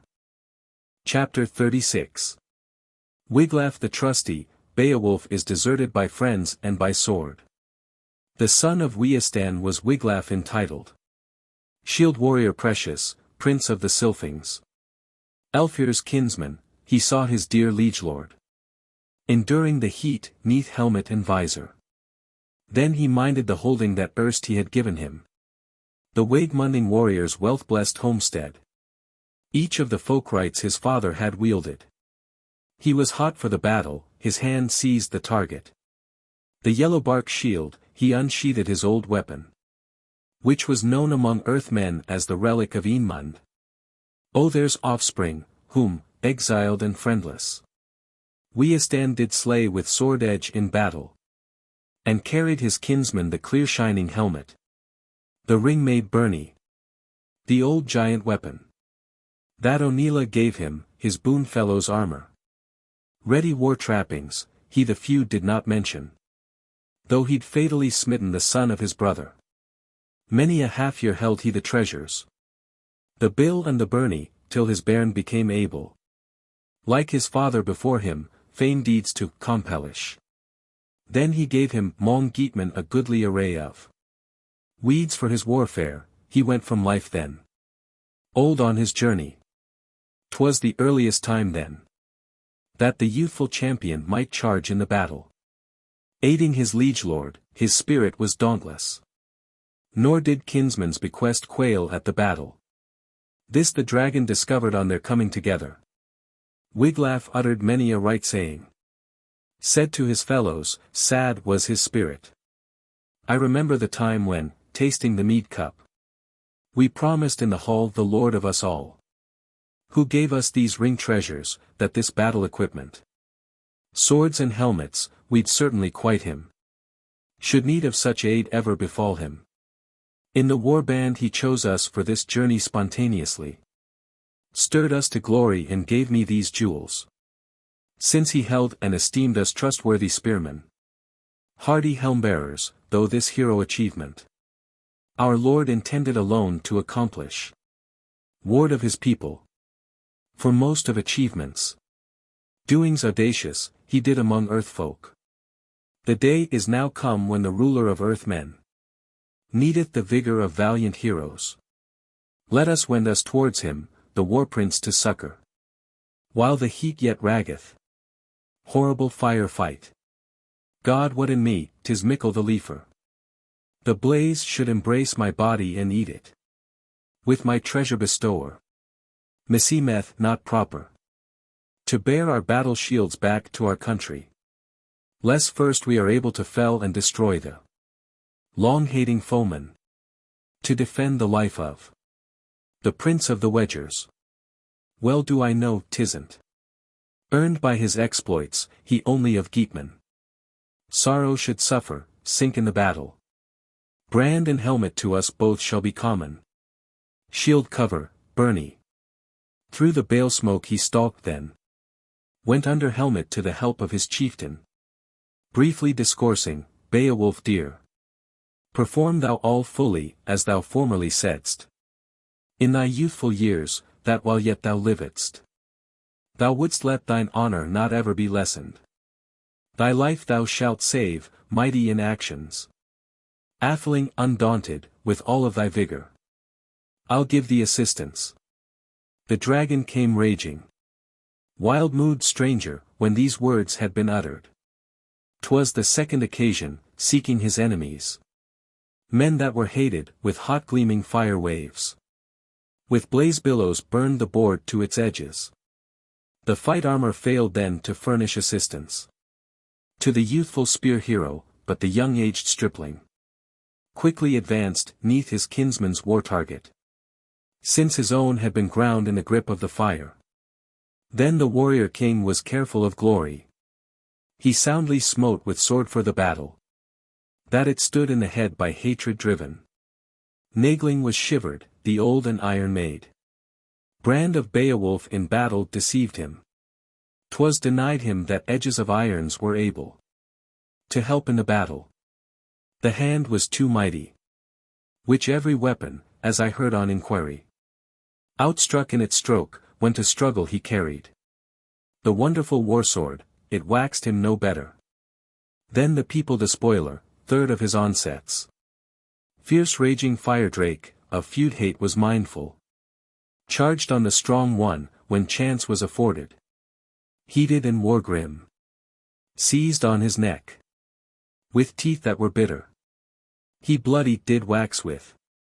Soul gore seething, sword blood in waves boiled. Chapter 37. The fatal struggle, Beowulf's last moments. Then I heard that at need of the king of the people, the upstanding earlman exhibited prowess, vigor and courage, as suited his nature. He his head did not guard, but the high-minded liegeman's hand was consumed, when he succoured his kinsman. So he struck the strife-bringing strange comer lower. Earl Thane in armour. That in went the weapon, gleaming and plated, that donned then the fire. Later to lessen, the liege lord himself then retained his consciousness, brandished his war knife. Battle sharp, bitter, that he bare on his armour. The wedger lord cut the worm in the middle. They had felled the enemy, life drove out then. Puissant prowess, the pair had destroyed him. Land chiefs related, so a liegeman should prove him a thaneman when needed. To the prince, 'twas the last of his era of conquest by his own great achievements, the latest of world deeds. The wound then began, which the earth-dwelling dragon erstwhile had wrought him, to burn and to swell. He soon then discovered that bitterest balewoe in his bosom was raging, poison within. The atheling advanced then, that along by the wall, he prudent of spirit might sit on a settle. He saw the giant work, how arches of stone strengthened with pillars, the earth-hall eternal inward supported. Then the long-worthy liegeman laved with his hand the far-famous chieftain, gory from sword edge, refreshing the face of his friend lord and ruler, sated with battle, unbinding his helmet. Beowulf answered, of his injury spake he. His wound that was fatal, he was fully aware. He had lived his allotted life days enjoying the pleasures of earth. Then past was entirely his measure of days, death very near. My son, I would give now my battle equipments, had any of heirs been after me granted. Along of my body, this people I governed. 50 of winters, no king, all my neighbors, dared to encounter me with comrades in battle. Try me with terror. The time to me ordered. I bided at home, mine own kept fitly. Sought me no snares, swore me not many oaths in injustice. Joy over all this I'm able to have, though ill with my death wounds. Hence the ruler of earthmen need not charge me with the killing of kinsmen, when cometh my life out forth from my body. Fare thou with haste now. To behold the hoard 'neath the hoar greyish stone. Well-loved Wiglaf, now the worm is lying. Sore wounded sleepeth, deseized of his treasure. Go thou in haste that treasures of old gold wealth may gaze on, together see lying. The ether bright jewels, be easier able. Having the heap of hoard gems. To yield my life and the land folk whom long I have governed. Chapter 38. Wiglaf plunders the dragon's den, Beowulf's death. Then heard I that Wistin's son very quickly. These words being uttered, heeded his liegelord. Wounded and war-sick, went in his armor. His well-woven ring-mail, 'neath the roof of the barrow. Then the trusty retainer treasure gems many. Victorious saw, when the seat he came near to. Gold treasure sparkling spread on the bottom. Wonder on the wall. And the worm creature's cavern. The ancient dawn-flyers, vessels standing. Cups of the ancients of cleansers bereaved. Robbed of their ornaments, there were helmets in numbers. Old and rust-eaten, arm-bracelets many. Artfully woven. Wealth can easily. Gold on the sea-bottom, turn into vanity. Each one of earth men, arm him who pleaseth. And he saw there lying an all-golden banner. High o'er the hoard, of hand wonders greatest. Linked with lacets, a light from it sparkled. That the floor of the cavern he was able to look on. To examine the jewels. Sight of the dragon. Not any was offered, but edge off carried him. Then I heard that the hero the hoard treasure plundered. The giant work ancient reeved in the cavern. Bare on his bosom the beakers and platters. As himself would fain have it. And took off the standard. The brightest of beacons. The bill had erst injured. Its edge was of iron, the old ruler's weapon. Him who long had watched as ward of the jewels. Who fire terror carried hot for the treasure. Rolling in battle, in middlemost darkness. Till murdered he perished. The messenger hastened. Not loath to return, hurried by jewels. Curiosity urged him if, excellent mood. Alive he should find the lord of the wedgers. Mortally wounded. At the place where he left him. Mid the jewels he found then the famous old chieftain. His liegelord beloved, at his life's end gory. He thereupon, gone to lave him with water. Till the point of his word pierced his breast hoard. Beowulf spake, the gold gems he noticed. The old one in sorrow, for the jewels I look on. Thanks do I utter for all to the ruler. Wielder of worship, with words of devotion. The Lord everlasting, that he let me such treasures. Gain for my people ere death overtook me. Since I've bartered the aged life to me granted. For treasure of jewels, attend ye henceforward. The wants of the war thanes, I can wait here no longer. The battle famed bid ye to build them a grave hill. Bright when I'm burned, at the brim current's limit. As a memory mark to the men I have governed. Aloft it shall tower on Whale's Ness uprising. That earls of the ocean hereafter may call it. Beowulf's barrow. Those who barks ever dashing. From a distance shall drive o'er the darkness of waters. The bold mood troop lord took from his neck then. The ring that was golden, gave to his liegeman. The youthful war hero, his gold-flashing helmet. His collar and war mail. Bade him well to enjoy them. Thou art latest left of the line of our kindred. Of Waegmunding people, Weird hath off carried. All of my kinsmen to the Creator's glory. Earls in their vigor, I shall after them fare. 'Twas the aged liegelord's last spoken word in his musings of spirit, ere he mounted the fire. The battle waves burning, from his bosom departed. His soul to seek the sainted one's glory. Chapter 39. The dead foes, Wiglaf's bitter taunts. It had woefully chanced then the youthful retainer. To behold on earth the most ardent beloved. At his life day's limit, lying there helpless. The slayer too lay there, of life all bereaved. Horrible earth drake, harassed with sorrow. The round-twisted monster was permitted no longer to govern the ring hordes, but edges of war swords mightily seized him, battle-sharp, sturdy. Leavings of hammers, that still from his wounds. The flyer from Farland fell to the earth. Hard by his hoard house hopped he at midnight. Not ere through the air, nor exulting in jewels, suffered them to see him, but he sank then to earthward. Through the hero chief's handwork I heard sure it throve then. But few in the land of liegemen of valor, though of every achievement bold he had proved him to run 'gainst the breath of the venomous scather, or the hall of the treasure to trouble with hand blows. If he watching had found the ward of the hoard hall, on the barrow abiding, Beowulf's part of the treasure of jewels was paid for with death. Each of the twain had attained to the end of life so unlasting. Not long was the time till the tardy at battle returned from the thicket. The timid truce-breakers 10 altogether, who durst not before play with the lances in the prince of the people's pressing emergency. But blushing with shame, with shields they betook them, with arms and armor where the old one was lying. They gazed upon Wiglaf.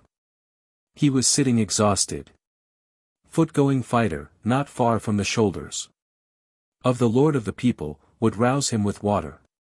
No whit did it help him, though he hoped for it keenly. He was able on earth not at all in the leader life to retain, and nowise to alter the will of the wielder. The world-ruler's power would govern the actions of each one of heroes. As yet he is doing. From the young one forthwith then could grim-worded greeting be got for him quickly, whose courage had failed him. Wiglaf discoursed then. Weohstan his son, sad-mooded hero, looked on the hated, he whose soothness will utter, can say that the liege lord who gave you the jewels, the ornament armor wherein ye are standing, when on ale-bench often he offered to whole men helmet and byrnie, the prince to his liegemen, as best upon earth he was able to find him, that he wildly wasted his war-gear undoubtedly. When battle o'ertook him, the troop-king no need had to glory in comrades, yet God permitted him victory wielder, with weapon unaided, himself to avenge, when vigor was needed. I life protection but little was able to give him in battle, and I, gone, notwithstanding, helping my kinsman, my strength overtaxing, he waxed the weaker when with weapon I smote on my mortal opponent, the fire less strongly flamed from his bosom. Too few of protectors came round the king at the critical moment. Now must ornament-taking and weapon-bestowing, home joyance all, cease for your kindred, food for the people. Each of your warriors must needs be bereaved of rights that he holdeth in landed possessions, when far-away nobles shall learn of your leaving your lord so basely. The dastardly deed. Death is more pleasant to every earl-man than infamous life is. Chapter 40. The Messenger of Death. Then he charged that the battle be announced at the hedge, up o'er the cliff edge, where the earl troopers bided. The whole of the morning, mood-wretched sat them, bearers of battle shields, both things expecting the end of his lifetime and the coming again of the liege lord beloved. Little reserved he of news that was known, who the Nesscliff did travel, but he truly discoursed to all that could hear him. Now the free-giving friend-lord of the folk of the Wedgers, the folk prince of Geatmen, is fast in his deathbed. By the deeds of the dragon in deathbed abideth. Along with him leath his life-taking foeman. Slain with knife wounds, he was wholly unable to injure at all the ill-planning monster with bite of his sword edge. Wiglaf is sitting, offspring of Wystan, up over Beowulf, earl o'er another whose end day hath reached him.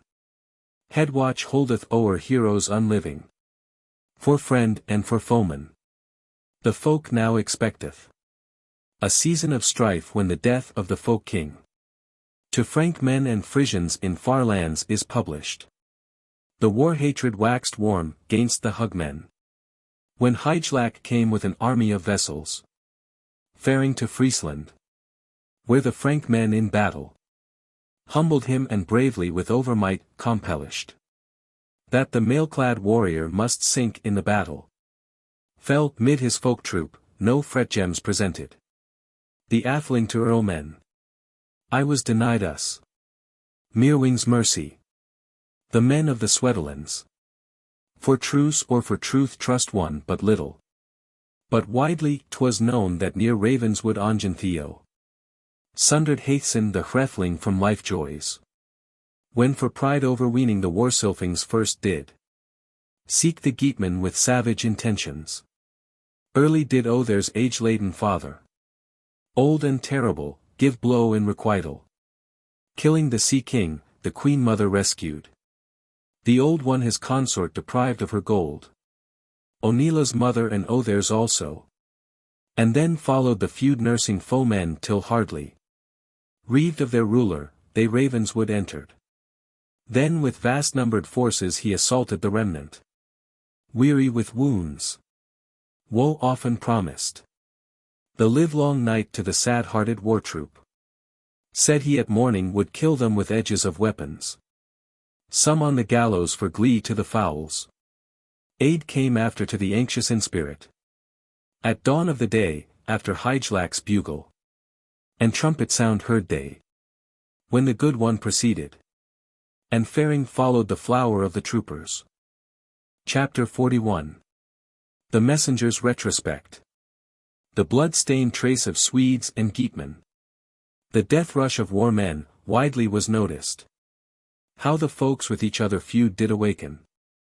The worthy one went then with well-beloved comrades, old and dejected to go to the fastness.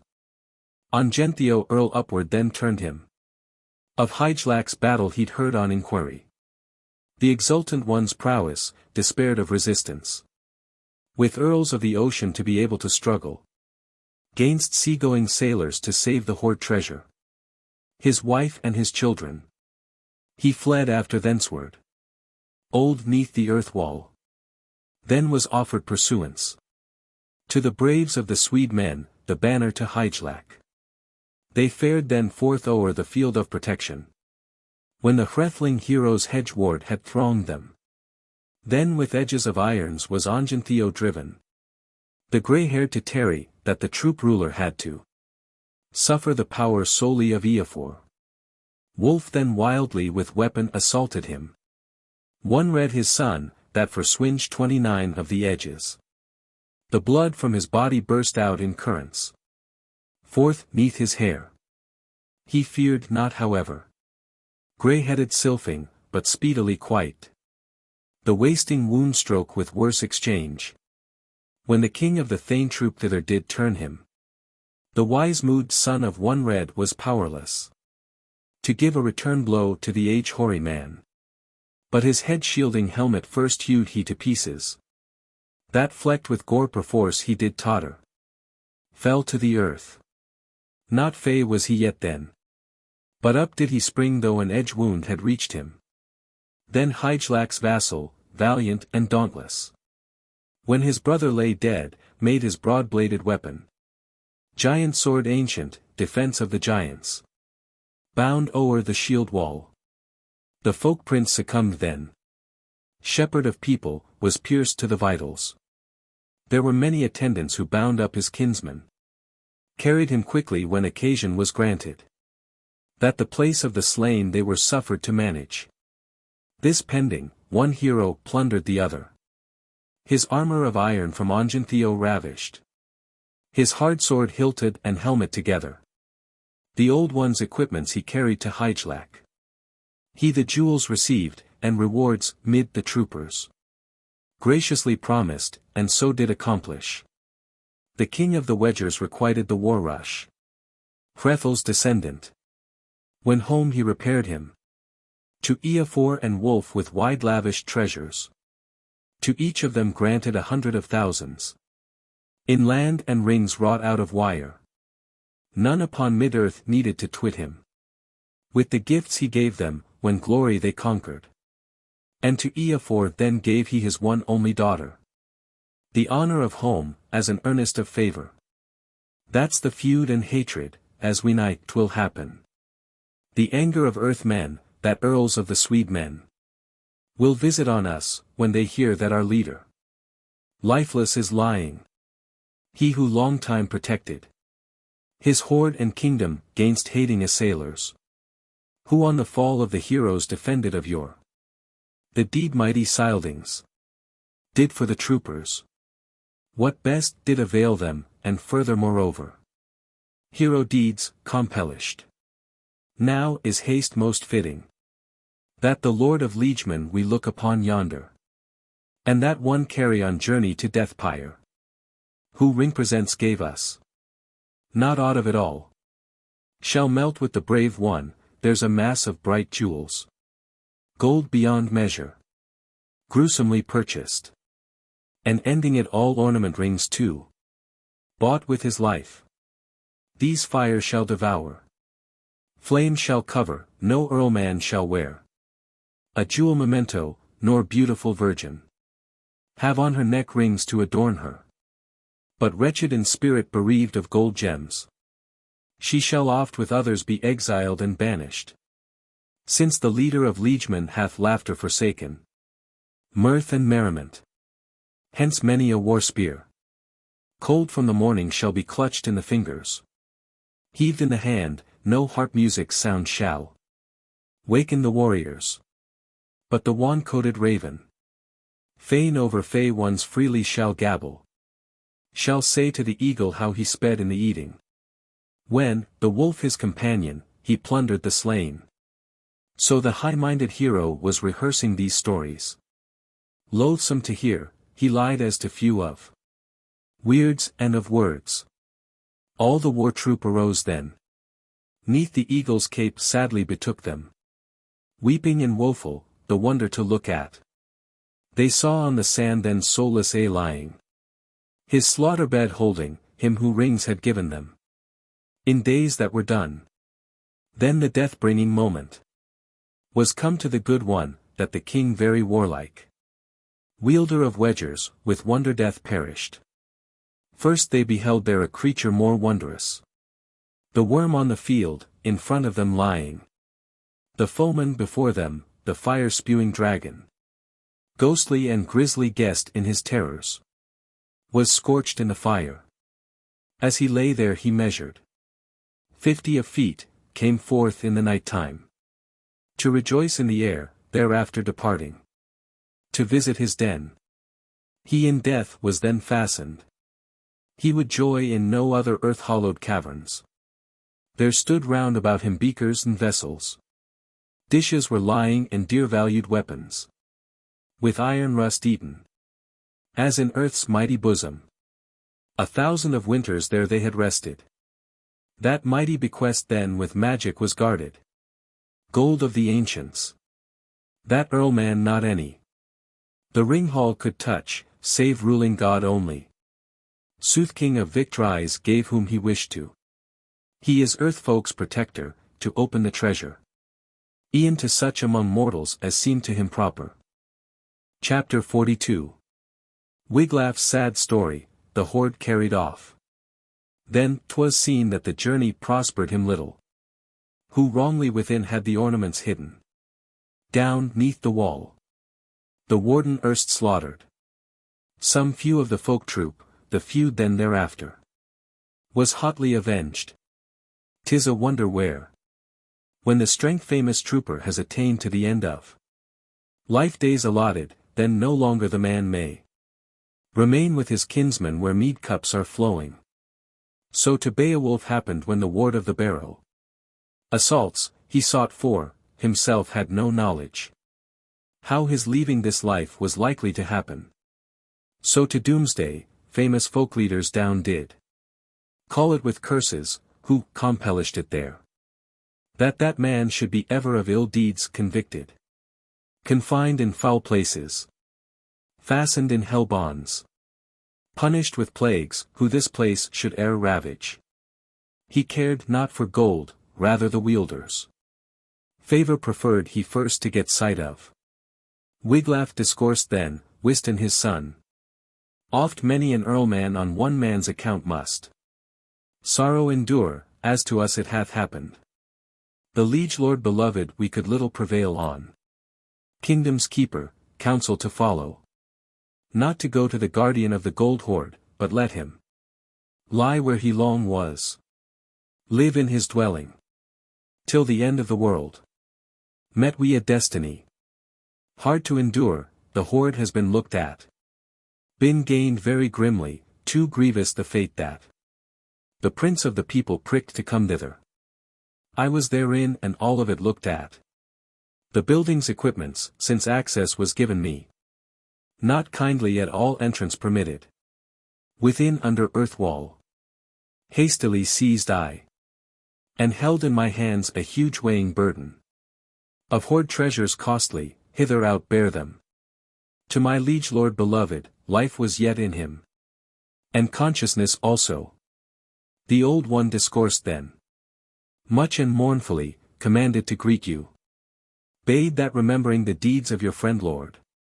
Ye build on the fire hill of corpses a lofty burial barrow, broad and far famous. As mid-world dwelling warriors he was widely most honored. While he revelled in riches. Let us rouse us and hasten. Again to see and seek for the treasure.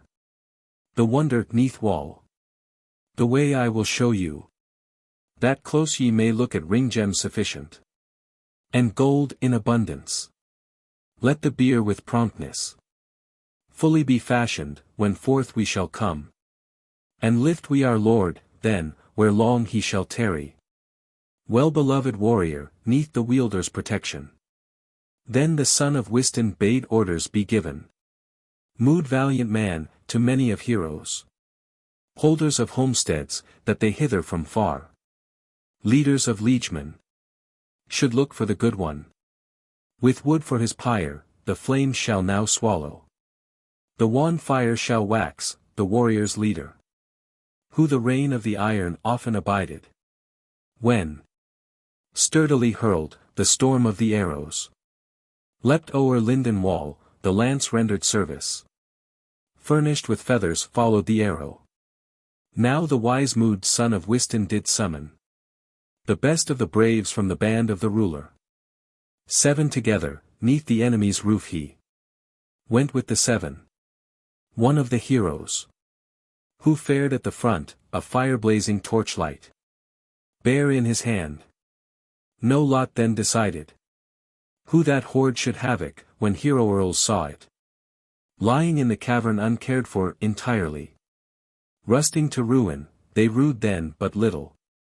That they hastily hence hauled out the treasure. The dear-valued jewels. The dragon eke pushed they. The worm o'er the wall, let the wave currents take him. The waters enwined the ward of the treasures. Their wounden gold on a wain was uploaded. A mass unmeasured, the men leader off then. The hero hoary, to Wales' ness was carried. Chapter 43. The burning of Beowulf. The folk of the Geatmen got him then ready. A pile on the earth strong for the burning. Behung with helmets, hero knights' targets. And bright shining bennies. As he begged they should have them. Then wailing war heroes their world-famous chieftain. Their liege lord beloved, laid in the middle. Soldiers began then to make on the barrow. The largest of dead fires, dark o'er the vapor. The smoke cloud ascended, the sad roaring fire. Mingled with weeping, the wind roar subsided. Till the building of bone it had broken to pieces. Hot in the heart. Heavy in spirit. They mood sad lamented the men leader's ruin. And mournful measures the much grieving widow. Vertical ellipsis. Vertical ellipsis. Vertical ellipsis. Vertical ellipsis. Vertical ellipsis. Vertical ellipsis. The men of the wedgers made accordingly. A hill on the height, high and extensive. of seagoing sailors to be seen from a distance. And the brave one's beacon built where the fire was. In 10 days' space, with a wall surrounded it. As wisest of world folk could most worthily plan it. They placed in the barrow rings and jewels. All such ornaments as erst in the treasure. War-mood men had one in possession. The earnings of earlmen to earth they entrusted. The gold to the dust, where yet it remaineth. As useless to mortals as in foregoing eras. Round the dead mound rode then the doughty in battle. Bairns of all 12 of the chiefs of the people. More would they mourn, lament for their ruler. Speak in measure. Mention him with pleasure. Weighed his worth, and his warlike achievements. Mightily commended, as 'tis meet one praise his liege lord in words and love him in spirit. When forth from his body he fares to destruction. So lamented mourning the men of the Geats. Fond loving vassals, the fall of their lord. Said he was kindest of kings under heaven. Gentlest of men, most winning of manner.